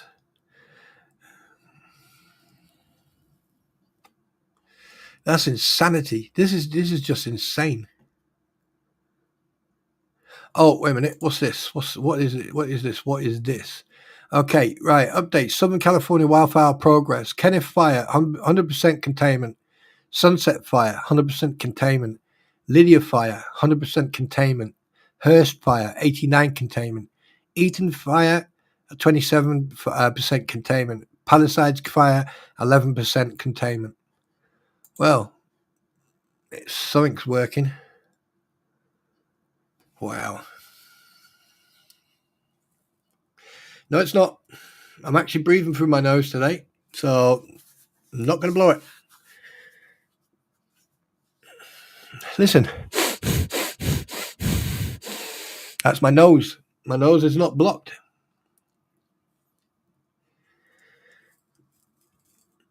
But I'm still going to do it anyway.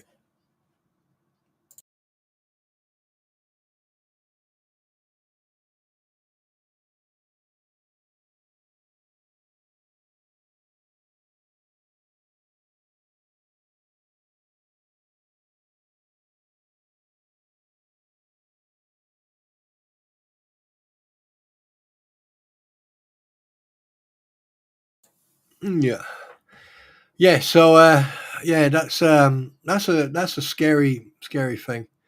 Right. What else we got? Oh, Biden, you're not going to be president for long, are you? When does that happen? Oh, it doesn't matter. As persists LA area threatened by expected dangerous winds, live updates. California, live updates. Wow, that guy's brave. That guy is brave. I can't believe he's literally walking right towards a burning house. What was that one?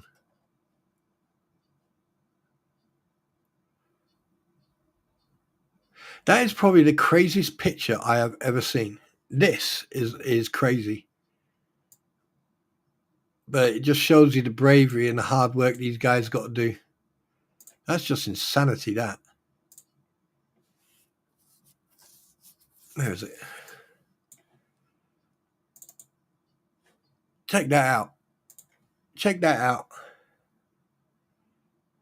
Now, is that not fucking insane?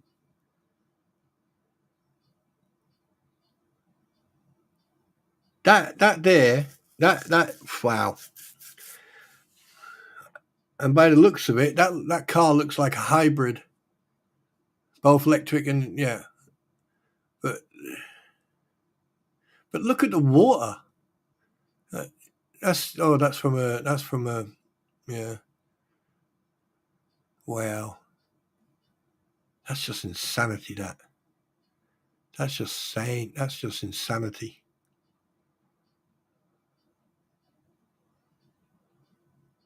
Oh, the January the 20th, is it? Is that probably, yeah, that's probably why he's trying to get some kudos. Bless him. All right, wait a minute. Here we go. The Guardian. Wait a minute. 8 hours ago, closing summary. Three arrested in retaliation of drone usage. Wrote to Biden calls on Congress to step up funding. Newsom proposes $2.5 billion in aid from state legislature. Los Angeles prosecutors charged 10 in wildfire crimes. Really? Interesting.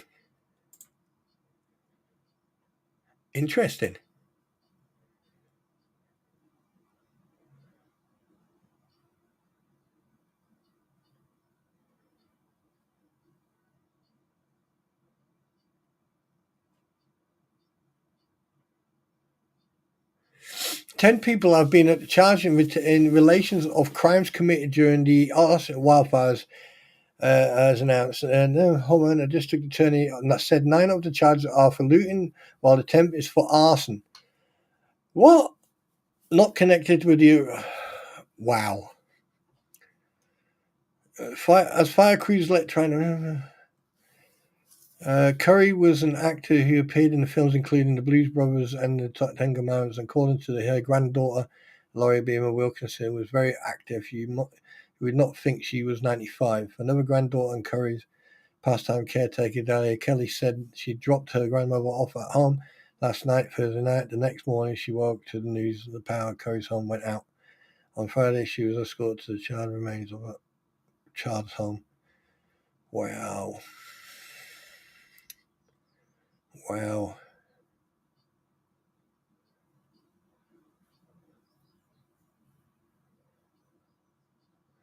Oh, Prince Harry and I'm not even going to talk about them. Nope, absolutely not. I'd rather be poked in the eye with a burning. Biden calls on Congress to step up funding. Hours after House Speaker Mike Johnson said he believed there should be conditions on disaster aid to California, the president has said Congress needs to step up and provide. Yeah, Mike Johnson, go and fuck yourself. How about that? How about those people pay their taxes, they work day in, day out, they they have every right to be helped just like anyone else. You absolute fucking doss bag. Fucking wank stain on your mum's back.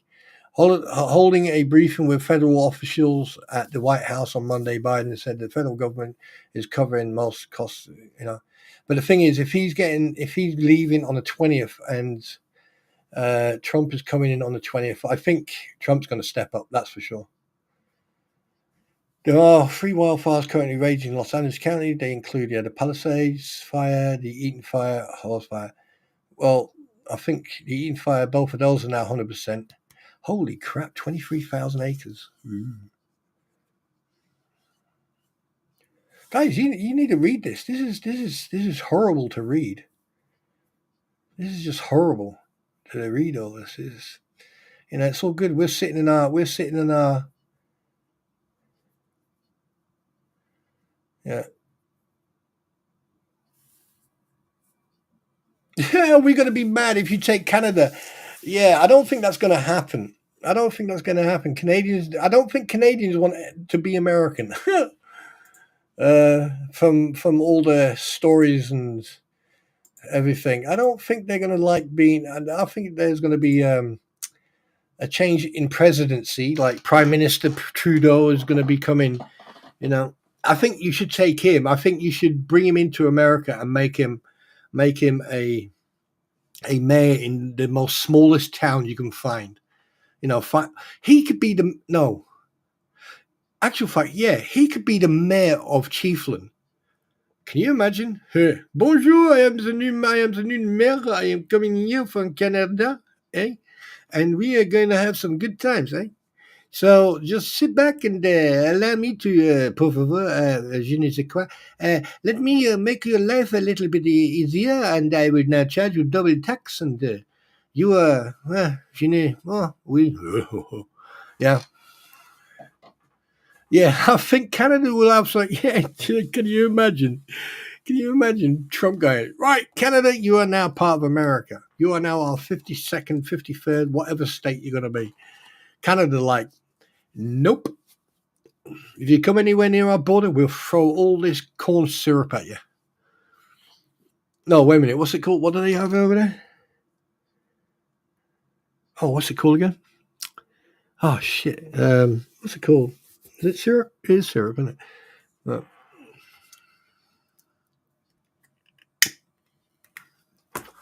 I mean, come on. Can you imagine you're sitting in your home somewhere in Calgary or Alberta or Vancouver or somewhere in the French maple syrup? There you go. I will throw all the maple syrup at you, you Schweinhund, you pig dog, your English pig dog, yo. I could just imagine it like getting a knock on the door. It'd be like, who is it? RCMP, go open the door. Oh, okay. G'day, Yeah, how you doing? What's the problem? What's the problem there, Mac? Mon ami? I have to inform you the Quebec Canada, the French Quebec Canada are now no longer Quebecers. We are no longer Quebecers. We are now Americanas. So instead of being Americanese, we are now Americananas. Uh, okay, thank you. Bonsoir, au revoir. Close the door, sit back down, and 10 minutes later, it dawns on me going, oh, shit. Yeah, fucking, you see everyone moving out and moving into the Yukon in the middle of nowhere. I'm a homesteader, stay off my property. That'd be absolute. Can you imagine that? America trying to take over Canada? Jesus. Yeah, that'll go down well. Especially for the French Quebecers. Hey, I'm French Quebecers. You cannot talk to me like that. The French Canadians will not like that one bit. Oh, wait a minute. They're not Canadians. They're French, aren't they? Anyone from Canada, have you ever gone up to someone from Montreal or Quebec or somewhere like that and gone, show me your passport, Canadian? They go, oh, I am not Canadian. I am French. Well, no. According to your passport, it says Canadian citizen, not French citizen.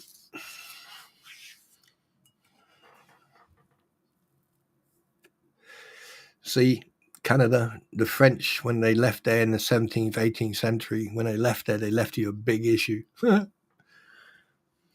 Anyway, right, guys, you know what we're going to do now, don't you? Pa-pum! It's Q&A time. So let's get cracking, shall we? Let's get some questions going. So take your time, think very carefully what you want to say, and let's get cracking. Let's talk about. What is on my phone?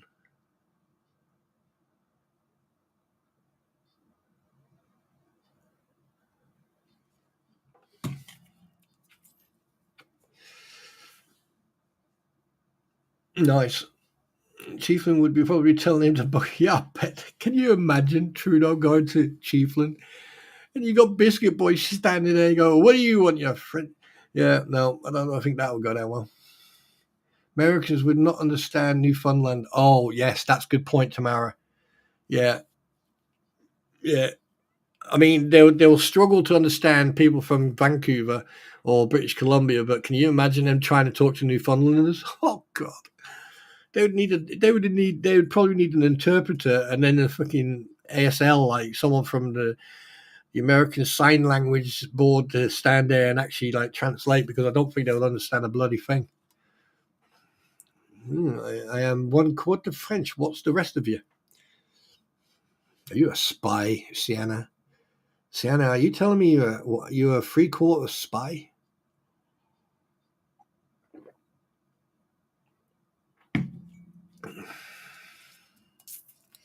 Eh? So you're 25% French, huh? French Canadian. So what's the other 75? You're a spy.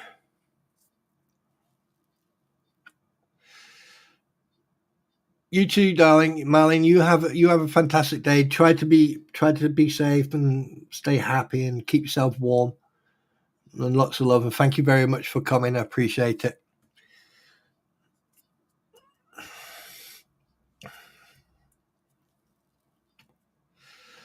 Yeah, oh God, there's a lot of crap going on. I think. Do you know what? I think the world needs to reset its clock. I think that all technology should just cease to operate, and then we all go back to when we had to go out hunting and bring back food, and men were men and women were women, and anyone in between, and just in between.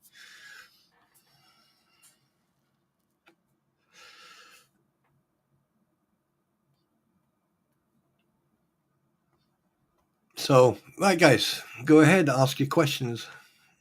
See if we get any decent questions today. Let's see.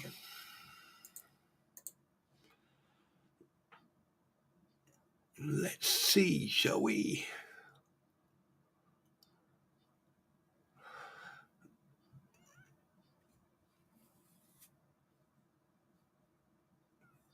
Yeah, yeah. Any other language except Americanese is always going to get misunderstood in America. I figured that one out when I was stationed with some Americans. So they were like, what did you say? What was that?" Oh God.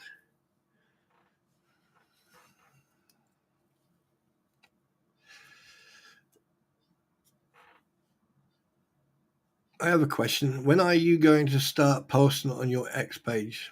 Never.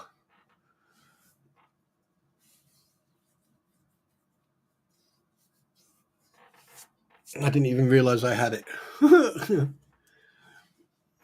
Actual fact. Thanks for reminding me. I didn't even know. Didn't even remember I had it. Oh, it doesn't matter. I forgot about that.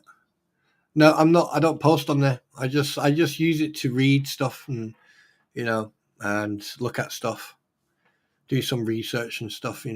So I don't really use it. Next question. Good question, but yeah, easy to answer.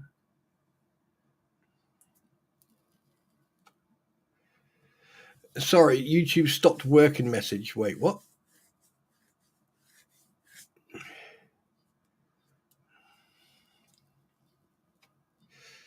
That's why I always got a second screen.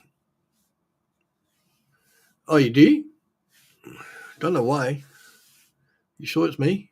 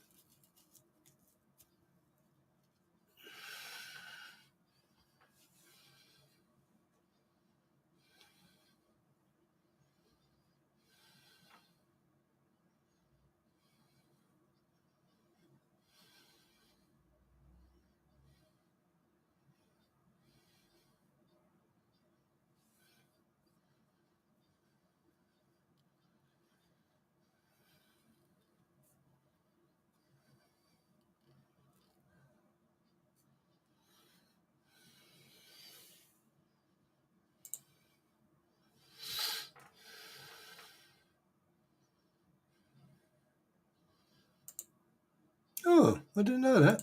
No. Well. Right, question. Spawn to. Oh, wait a minute. Where am I?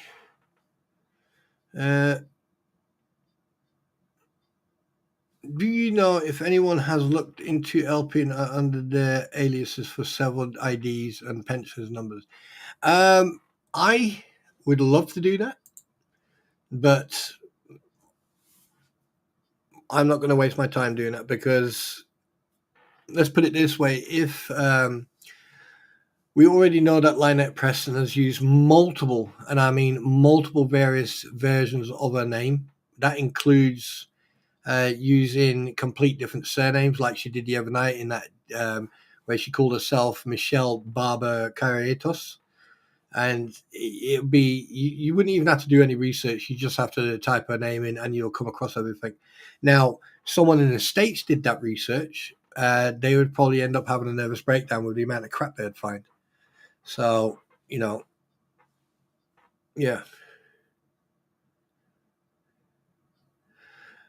Somewhat happy looking British bloke. You wouldn't see me on there. You'll see an icon, but you wouldn't see me. Yeah, what do you think about golden retrievers? I think golden retrievers are very nice pets, very loyal.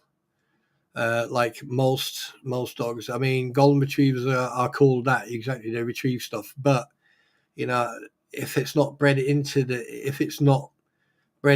to do retrieving, because it's like when you go for peasant shooting and stuff like that. If you don't train them, then obviously, but you can train them to retrieve stuff, and they're very nice dogs, very loyal, very laid back as well. A lot of high maintenance, but very loyal. Lorianne, good morning. My YouTube is fine. Good morning, everyone. Good morning. Oh,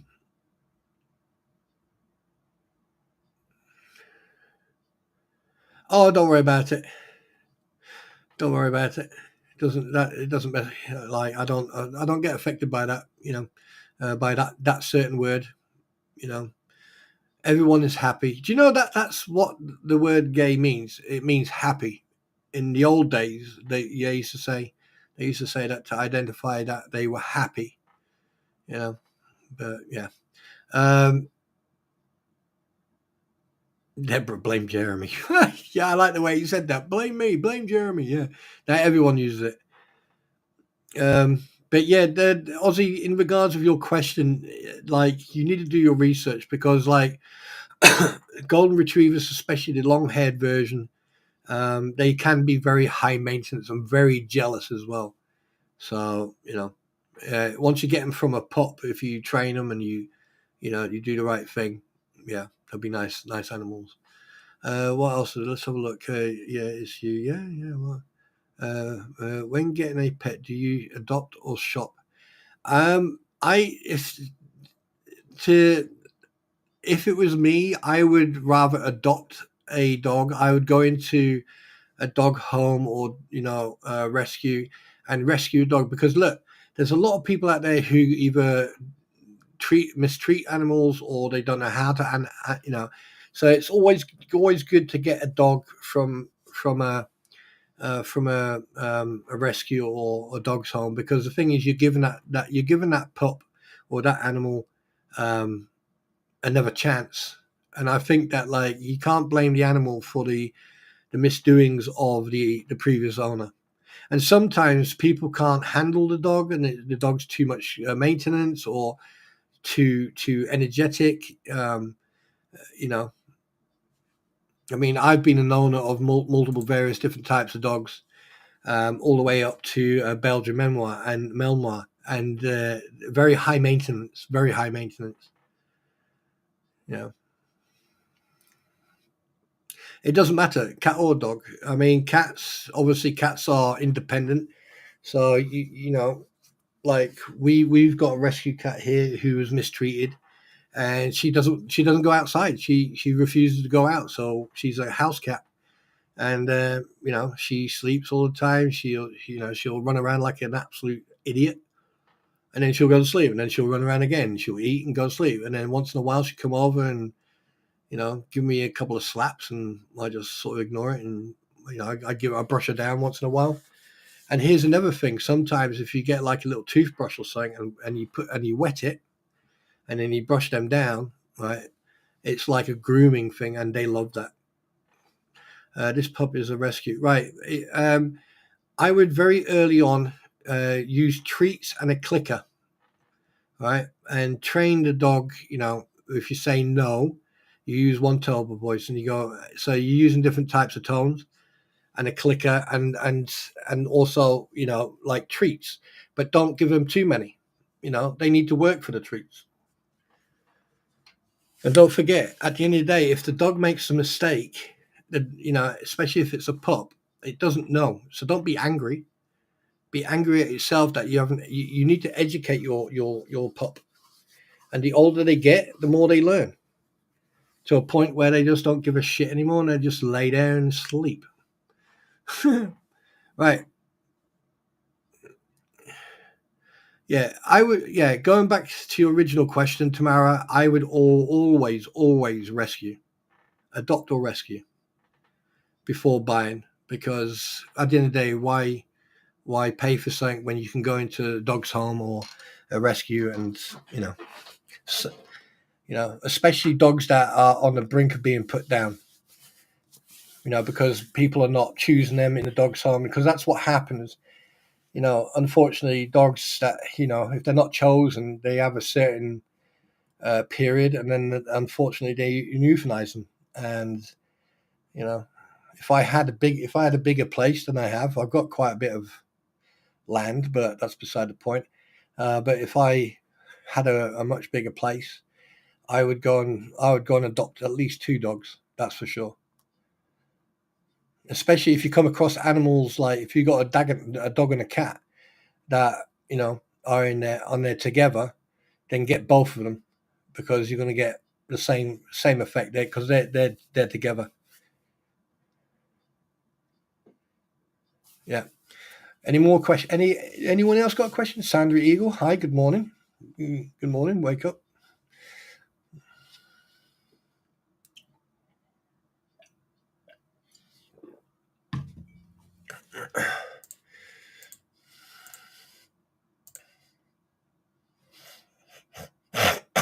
Excuse me.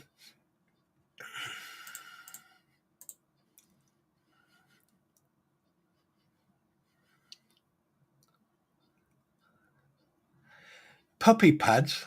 What? Puppy pads? What you mean, like little pads they can poo and wee on? Yeah.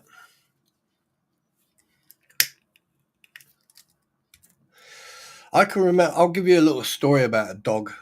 Oof, when was it? Oh, this is years ago, and it was a poodle, a miniature poodle, and I don't even know what happened. The next thing you know, I woke up one morning, just ready to go to school, and this freaking white ball of fluff went past me doing warp 10. I was like, what the fuck? And I walked into the kitchen, and like everyone was laughing. I went, what was that? And they went, oh, that's a little pup, new pup. Oh, okay then. It turned out to be a poodle, and I swear to God, that dog was the nastiest piece of work I've ever come across. You couldn't go anywhere near my mother without that thing going, one of them. And unfortunately, obviously the dog passed away, not knowing why. And we got this other dog, and unfortunately, that dog was hit by a car, which was a very, very sad thing, because it's a beautiful dog. And we unfortunately had to put it down because of the injuries. And while I walked out because I couldn't put up with it, because everyone was like, ooh, one of them, and I was like, And I walked into the kennels, and I'm walking up and down these kennels, and it was really weird. And I said to this guy, I said, what's with these dogs? And he said, oh, these are the ones that are not getting adopted because they're too boisterous or too aggressive. And I went, and I saw this German Shepherd, long-haired German Shepherd, and he was, what, 9? I think he was 10, 8, 9. And he was very growl and all that shit. And I said, well, can I sit in the cage with him? And he went, what? And I said, and he turned around. So I just opened the cage, walked in, sat down, and I just sat there and minded my own business. The dog was sitting there growling and shaking and one of them. And I'll never forget this until the day I die. Is that, like, I sat there, and the dog, what he'd done, he walked over, sat in front of me, right, and then laid down in front of me. His paws were like in between my legs, and then basically he put his head on my left leg. So I just sat there, and then he sort of like looked up, crawled forward a little bit, and then put his head on my lap. And so I just like put my hand on the back of his head, and then I started stroking him. That dog melted. And that guy turned around and he said, how the hell? That's one of the most aggressive. And I went, he said, do you want to adopt him? I said, well, I can foster him if that's all right. And my old man walked in, and he said to me, he said, well, if you bring that dog home, you're looking after him. I said, well, it's foster. And he went, okay then. And that dog ended up going to a family with 2 kids. And that dog turned into one of those kids loved that dog. And unfortunately, I think he was 15 or 16 when unfortunately his back legs, because German Shepherds have a hereditary issue with their back legs, their hips. And unfortunately, I think he was 15 or 16. So they had him for at least 7 years. And I had some quality time with him. And yeah, he was a nice dog, very protective over the whole family. But as soon as he knew, if he knew you, he'd be soft as a, so. But yeah. So yeah, dogs. I like dogs and cats, horses as well. But my favorite animals are sharks.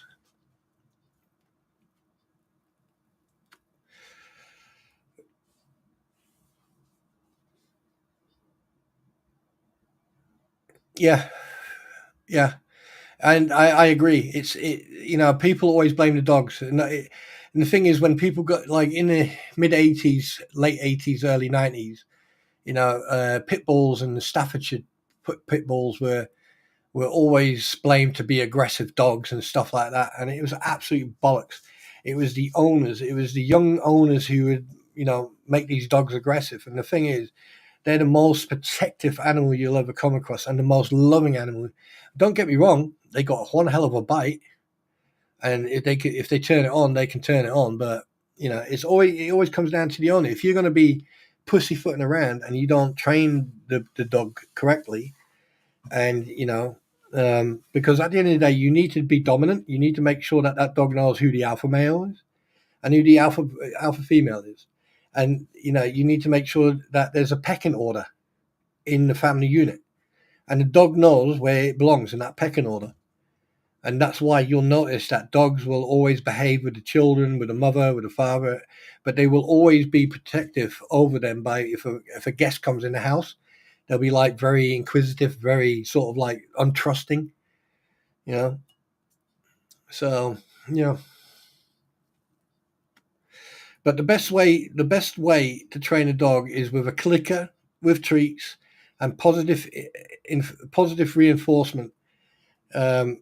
Yes, sometimes you have to be forceful, but not always. If they do something wrong, you go no, and then you deal with it. You don't fucking gripe on about it. If they do something well, you go click, treat. What's my favorite shark? Great white.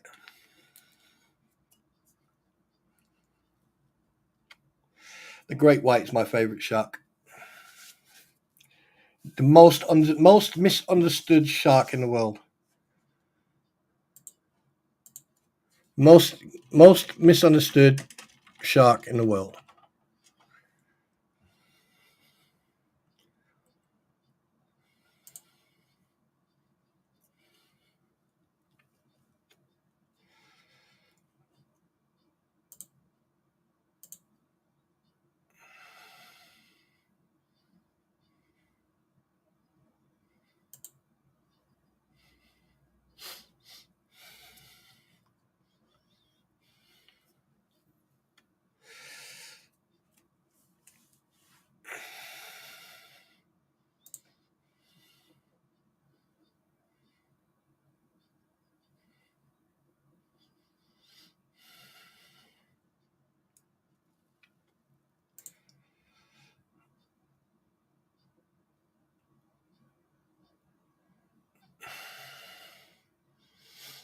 Yeah, that's for sure.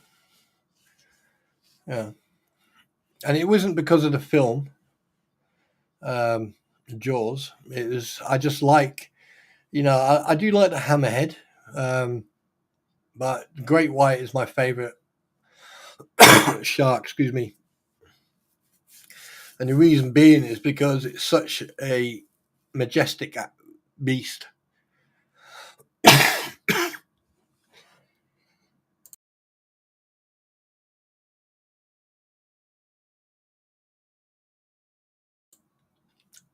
What state would I?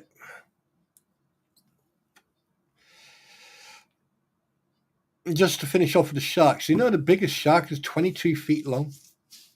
Can you imagine that? 22 feet. But I think it's 22 feet.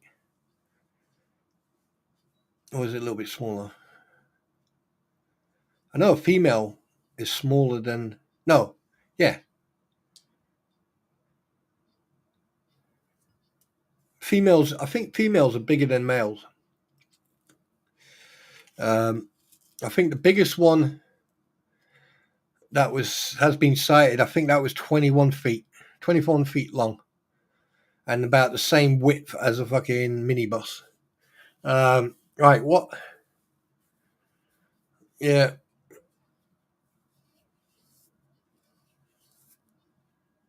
You'd think that people, when shark attacks, you'd think, especially Australia, their coast. Don't forget that's their feeding ground. They do have like, I think they've got feeding grounds somewhere down there. And at the end of the day, a shark, anything near a coast or near that feeding ground, anything's game. Right. What was the other question?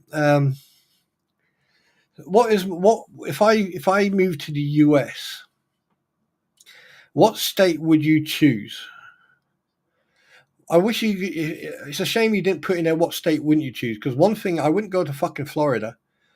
That's for sure. Absolutely no way. Okay, the states I would go to, right? I mean, I've got multiple. I would go to Texas, not because of the guns, but because I've got a lot of my friends who I served in operational theaters with live in Texas.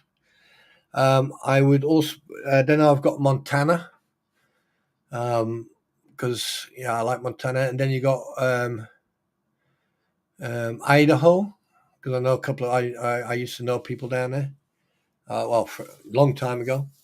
Um, but my favorite one, if I did, was going to be Texas because you got horses there. You got people seem to be more down to earth in Texas. You got fucking you can buy every weapon up to a tank. So yeah.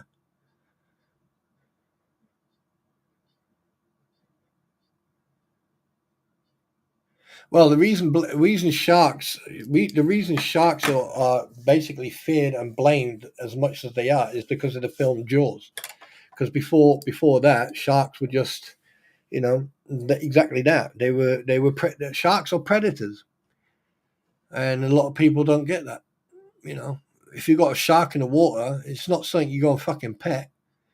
And that's another thing. People think, oh yeah, look, there's an orca. You know, he don't fuck with orcas either, and dolphins. Yeah, all these great large mammals type of fish. People, yeah, get in the water with loads of orcas. They'll treat you like a seal. That's why I think that's one of the reasons in the 70s, when they used to dive. John Cousteau, the French guy, they used to dive with orange and really bright colors. They never used to get attacked by sharks, but look what happens. People wear fins and they have their arms next to them or in front of them, and they wear them black fins, black. I guess what the shark sees. Ooh, a seal, dinner time. Would I ever consider Iowa? Um, I'm not sure. I don't know much about Iowa unless I do some research. I do know that you've got.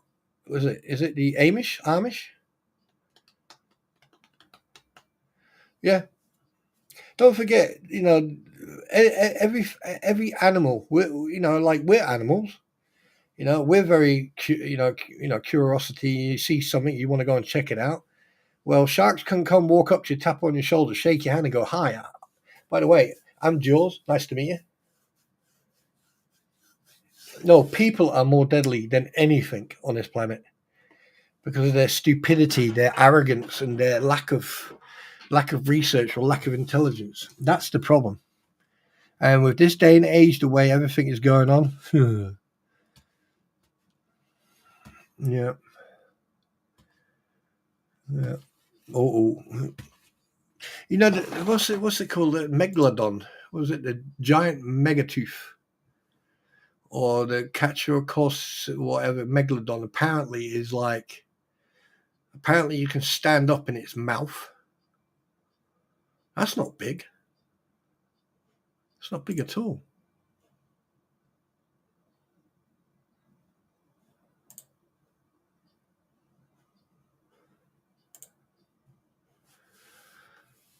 Oh, look what I found. Look at what I found.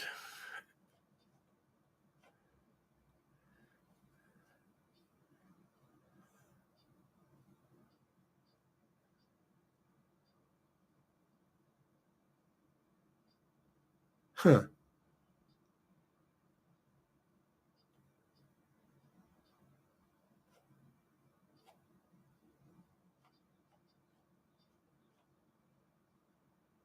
Wow.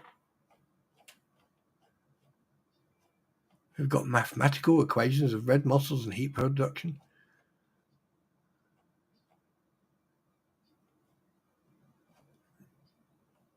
Different types of shark. Wow. Wow. G. What's that one? Adult, a 900 kilo female for 9 to sub-adult Adult foot. Wow. Don't even know why that's up. Right, yeah, let's get rid of that. Yeah. Yeah. Right. Any more questions? Let's see if there's any more questions. Sorry, I get carried away when I'm doing research. I do look at, shit, where am I? Yeah, there you go. Right, okay. Human error, cosmos, right? Oh, everyone, resend that comment, Kelly. You shouldn't be, I live in okay, I'll take that back. Right, okay, all right, ladies. Handbags at 10 paces, stand by. Wait for the whistle. Yeah. Right, guys. Well, I mean, if you haven't got any more questions, there's not much really I can add to everything that I've already said. But one thing I would say is that like when it comes to the cases and everything, everyone can say what they like, but please do your own research. Please do your checks and ignore the negative. Just ignore it. Let people do what they want. I've already wrote off to YouTube. I mean, I probably won't get a result that I'm looking for, but the fact that I've sent it off and the fact that they'll send, they'll respond hopefully whenever they want to. Don't forget, I'm a nobody, you know. So, yeah. In regards of oh wait a minute, don't forget to add a. Oh wait, what? They're doing a HG's birthday grift now. Oh God, yeah, yeah, yeah. Okay. Let me say this. Let me come here. Let me get the microphone closer. There you go. I hope everyone can hear me. Right. Let me put it this way. You can't make this shit up anymore. I mean, I'm not even going to mention the fact that it could be in the water, or they're inhaling it, or they're ingesting it, or injecting it. I don't know. I really don't know anymore. But one thing is for sure, they're making it so obvious. Now, here's the thing. I'm not going to waste my time or my energy or your time or your energy discussing this, because at the end of the day, we all know what's going to happen. Right? We all know what's going to happen. There's not going to be any shred of evidence or transparency or anything where how much has been donated. I mean, we know that they receive hundreds of dollars and in hundreds of thousands or thousands of dollars, and I mean, oh, offense. Oh, yeah. Well, you already had that money. Christmas decorations, presents for John Cook and everyone else, and all these other. And when they said, "Oh, yeah, there's another 5 kids or 6 kids going to be joining the Christmas party," everything they've spent, wasn't that money supposed to be for Harley Grace and Lynette and the Barnuminium? All this money and everything, it wasn't. So why haven't they bought the materials yet? Why are they like spending money on stupid little road signs that they've got no justification of putting it out there? None whatsoever. Hello, Lizard. Yeah, they've got no justification whatsoever. Because they got now a sealed fence around their property, they can no longer have that on the road. People are not going to stop driving up and down that road at 20, 30 miles an hour, right? Because at the end of the day, if a child gets out of that compound that you've now turned into a compound, if that child gets out of that compound, then you are fully responsible for that child's safety. And yes, people need to pay attention to the way they're driving. But the thing is, because that road is not wide enough for 2 cars to pass each other, okay, that means you need to pay attention. And putting that yellow sign out, funny enough, that was actually on a wish list on Amazon a while back. And now suddenly you have one outside your property. Lynette, you don't dictate law. You don't dictate road signs either. Did you actually go and ask if you were allowed to put that out there?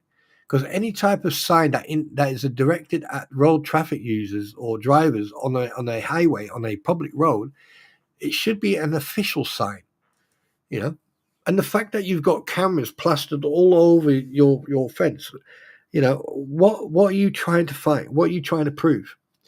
Right? You turning that place into a prison. You've turned that place into a prison, not for people driving past or living in that town, but people for yourself.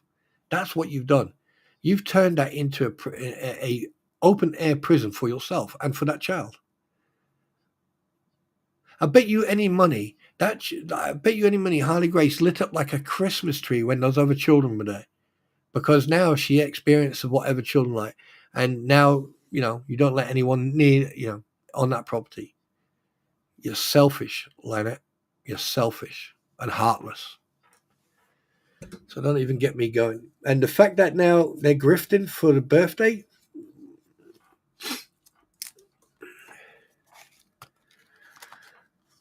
Yeah. Yeah. Yeah. So we've had the fence, the birthday, the Christmas, the memorial bench, the barn. I wonder what's next. Botox. Writing and typing lessons for Lynette. So you can actually understand what the hell she's typing.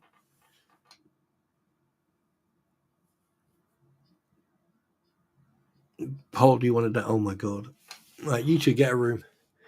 I mean, I just find it funny when there's so many people have jumped on this, and I mean, I'll be honest with you. After an incident that took place just before Christmas, well, that was building up to it anyway. I am glad that I can think for myself now, and I don't have to, you know, share or do stuff for other people, because now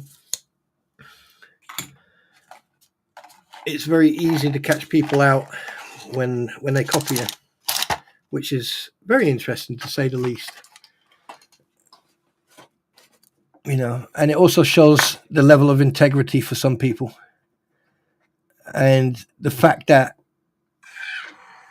message for you, sir. A message for me, sir. That can go. Wait a minute.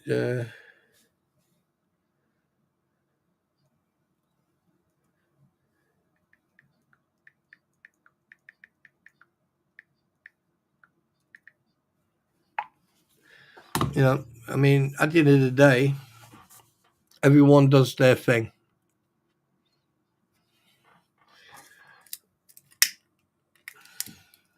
But just to let you know, guys, there will be some videos coming out. She needs a new pole for inside her barn fundraisers. Oh God. Yeah, I'm not gonna get into that. At the end of the day, I'm just gonna wait now. I'm just gonna sit in the shadows and watch. And then once in a while, go live and bring you some interesting topics to discuss. Including gaming. I mean, there's no film review. Funny enough, talking about film review, yesterday I watched Book of Boba Fett, and I found it quite interesting. So that's one thing. But like I said, look forward to the next live where myself and my pretty will be hosting, and we'll probably might sort something out that'll be a little bit more interesting than it was today. And I just want to say, guys, thank you so much for being here. And if you don't have any more questions, I am then now going to call it. Yeah, there should, actually, fact, Aussie Jen, there should be rules within the guidelines for YouTube. Because at the end of the day, you are entitled to have memberships and super chats and stuff like that. James Barrett, good. Things are doing good. Thank you very much for asking. How are you? That just sounded like a scene from that Star Wars thing, wasn't it? So everything's fine here. We had a small malfunction. How are you? Yeah.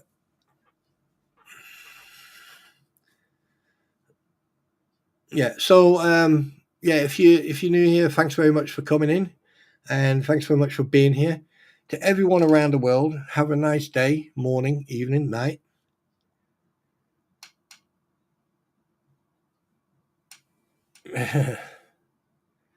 Yeah, and remember, do your own research, do your own checks, and remember one thing: stay unbiased. Stay unbiased, because if you stay unbiased, that means you can think much clearer. Expert, you get an hour's sleep. Don't blame me sneaking up on me, scaring the shit out of me. You're doing it. You're doing this deliberately, aren't you? I'm watching you, sunshine. I'm watching. I'm watching you. I'm watching you. It's nice to have you here, expert. Actual fact, expert. Let me ask you a question. Now that you're here, wait a minute. Did you get? Wait, you got an hour's sleep? So you're saying that? Oh my god, that's in the heart, dude. But let me ask you a question. What do you think about all these? What do you think about the fact that all this information has suddenly come to the surface about Lynette's past? What do you think that, like, the way people are behaving? Do you think they need to reevaluate what they're saying before they say it, and before they do attack innocent people and try to yeah.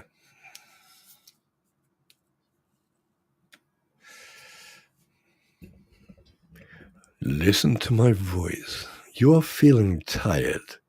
Lay back and relax. And remember to take a deep breath and exhale. We are now going to the first step of relaxation. You now have to remove your glasses. Do not fear. You are alone, so no one will see your green-blue eyes. Now that you have removed your glasses, you feel light. You feel like you're on a beautiful, nice, soft cloud, levitating off the ground, and you're feeling tired. Now close your eyes. Yeah, Joe. Yeah, blessed may he rest in peace. Yeah, yeah. But I tell you one thing: whoever that person was, who put all those messages that have come out of the woodwork, that's going to be the end of the grift.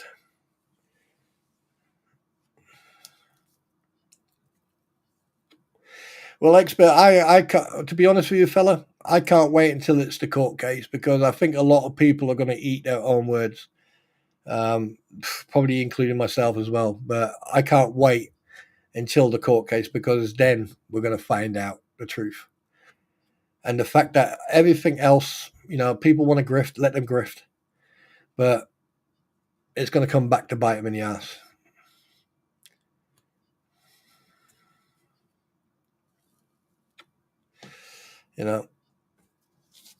All this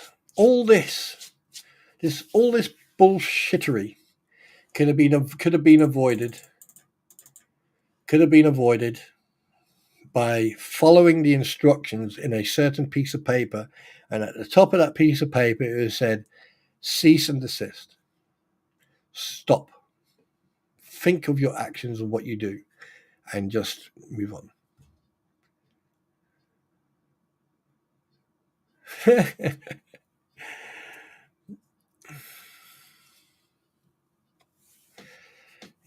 it's just one of those things. It's just one of those things.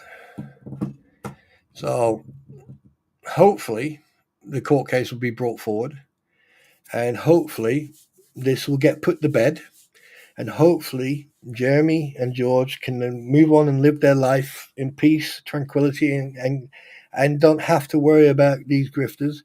And hopefully the courts will then throw the book at whoever they need to throw the book at. I don't mean that ritually. I don't mean like him picking up like a 5.5 kilo book. Bruce has a plan. Yeah, he can fucking plan his way out of a wet paper bag. Fucking plan my ass. Sorry. Yeah, he's had a plan from day one. Get PR about mac and cheese. I am never gonna eat mac and cheese again. I used to like mac and cheese. I used to love. I am so disappointed. Couldn't even call it something else like squat, bubble and squeak, or you know, or spaghetti bolognese a la carte, or, you know, I don't know. He could have named it, but no.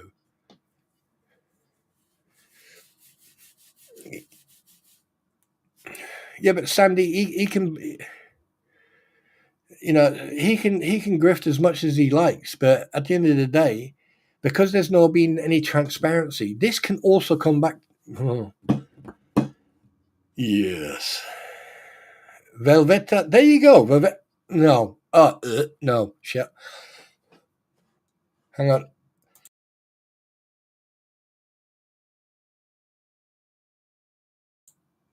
I think you should call it the nut and bolts. The nut and bolts case of 1884, where the judges were corrupt and the lawyers paid for themselves, and one man alone, stood his ground and fought the corruption. But then it turned out that he was the one who was corrupt and naive to believe his own lies, and this man was called Bruce Plebmatkin, the foreskin, keel-nosed gentleman who could have saved the Titanic, but he missed it by 20 minutes.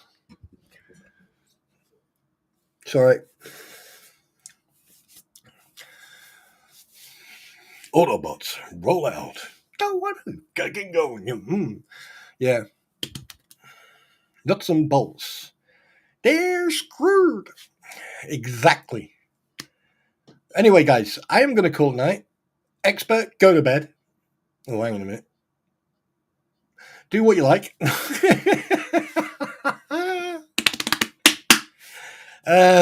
Yeah. It's all going to come. It will all come to a crashing end. That's one thing I know for a fact. I mean, all the way. Right. Here's the fucking truth. Here's the unadulterated truth. Facts. Here are the facts. One fact. Lynette Preston and John Cook will never be able to be grifting again because people will know who they are. So no matter how many different names they'll use, they will be recognized all the time now. So their grifting is going to be coming to an abrupt halt. The fact that the fleas, aka womblegobs, okay, sit on their platform, and since this all started, have had two agendas. One is to character assassinate and attack, right, Jeremy Hells and George on a personal level because of a personal vendetta. Okay, it's going to come back to bite them in the ass. Two, everyone on that platform who've been on that platform, like Mr. Jabba the Hoot and fucking Killnose, right? Everything they've said on there is going to come back to bite them in the ass. The fact that he is facing a magistrate, a judge, that is not taking no shit, right, from anybody, is going to come back to bite him in the ass.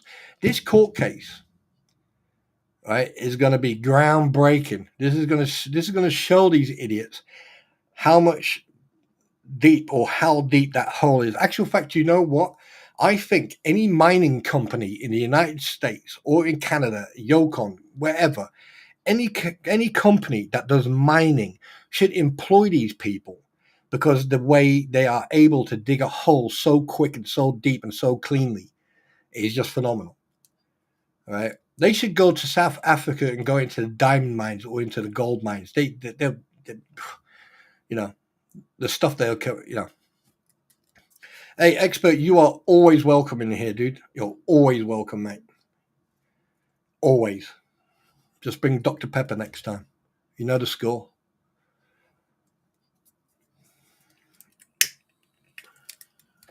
The fact that the thumbnail case, they knew that was going to bite them in the ass. Now they want to do this other case, the trespass. There was nothing illegal that was done. Nothing. When they turned up the first time, because Lloyd wasn't there, they were not allowed on the property, and they accepted that. The second time they went there with Lloyd, who they had to go and pick up from the hospital. Okay, he just had a hip operation because of falling over. Well, that place, but you can see her right run and actually jump, and she says that she's got a bad back or bad hip or whatever. Fucking yeah, right.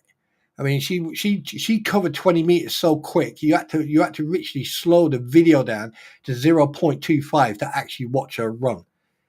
Right, that quick. When she saw that camera and that reporter, she was like, "Hello, I'm Lynette Preston, the victim." No, you're not. You're the fucking cause of this. Have I been to Egypt? No comment. Dr. Pepper. Yeah, you know it, brother. You know it. Dr. Pepper and nothing but yeah. You bring a Dr. Pepper, I'm yours.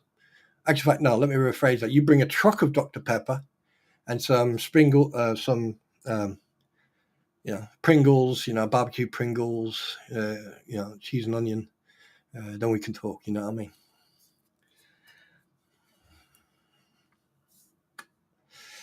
But yeah, so as far as I'm concerned, right, expert, let me ask you a question. This federal court case is supposed to last 5 days. Here's my prediction. It's going to either like 2 to 3 days, or it's going to last longer than 5 days. That's my prediction. It's either going to be 2 to 3 days, or it's going to be longer than 5 days. It's not going to be 5 days and that's it. Because they've allotted 5 days, but I bet you any money they would have to extend it. And I don't know if that actually is. I don't know if that's actually can be done. So I would have to ask someone who has the experience in American law, in federal law, who can tell me if that case can be extended or not. So because the jury, obviously, you got the jury there as well. So I'm not fairly sure if that can be done, but from what I remember, they've allotted 5 days for that case.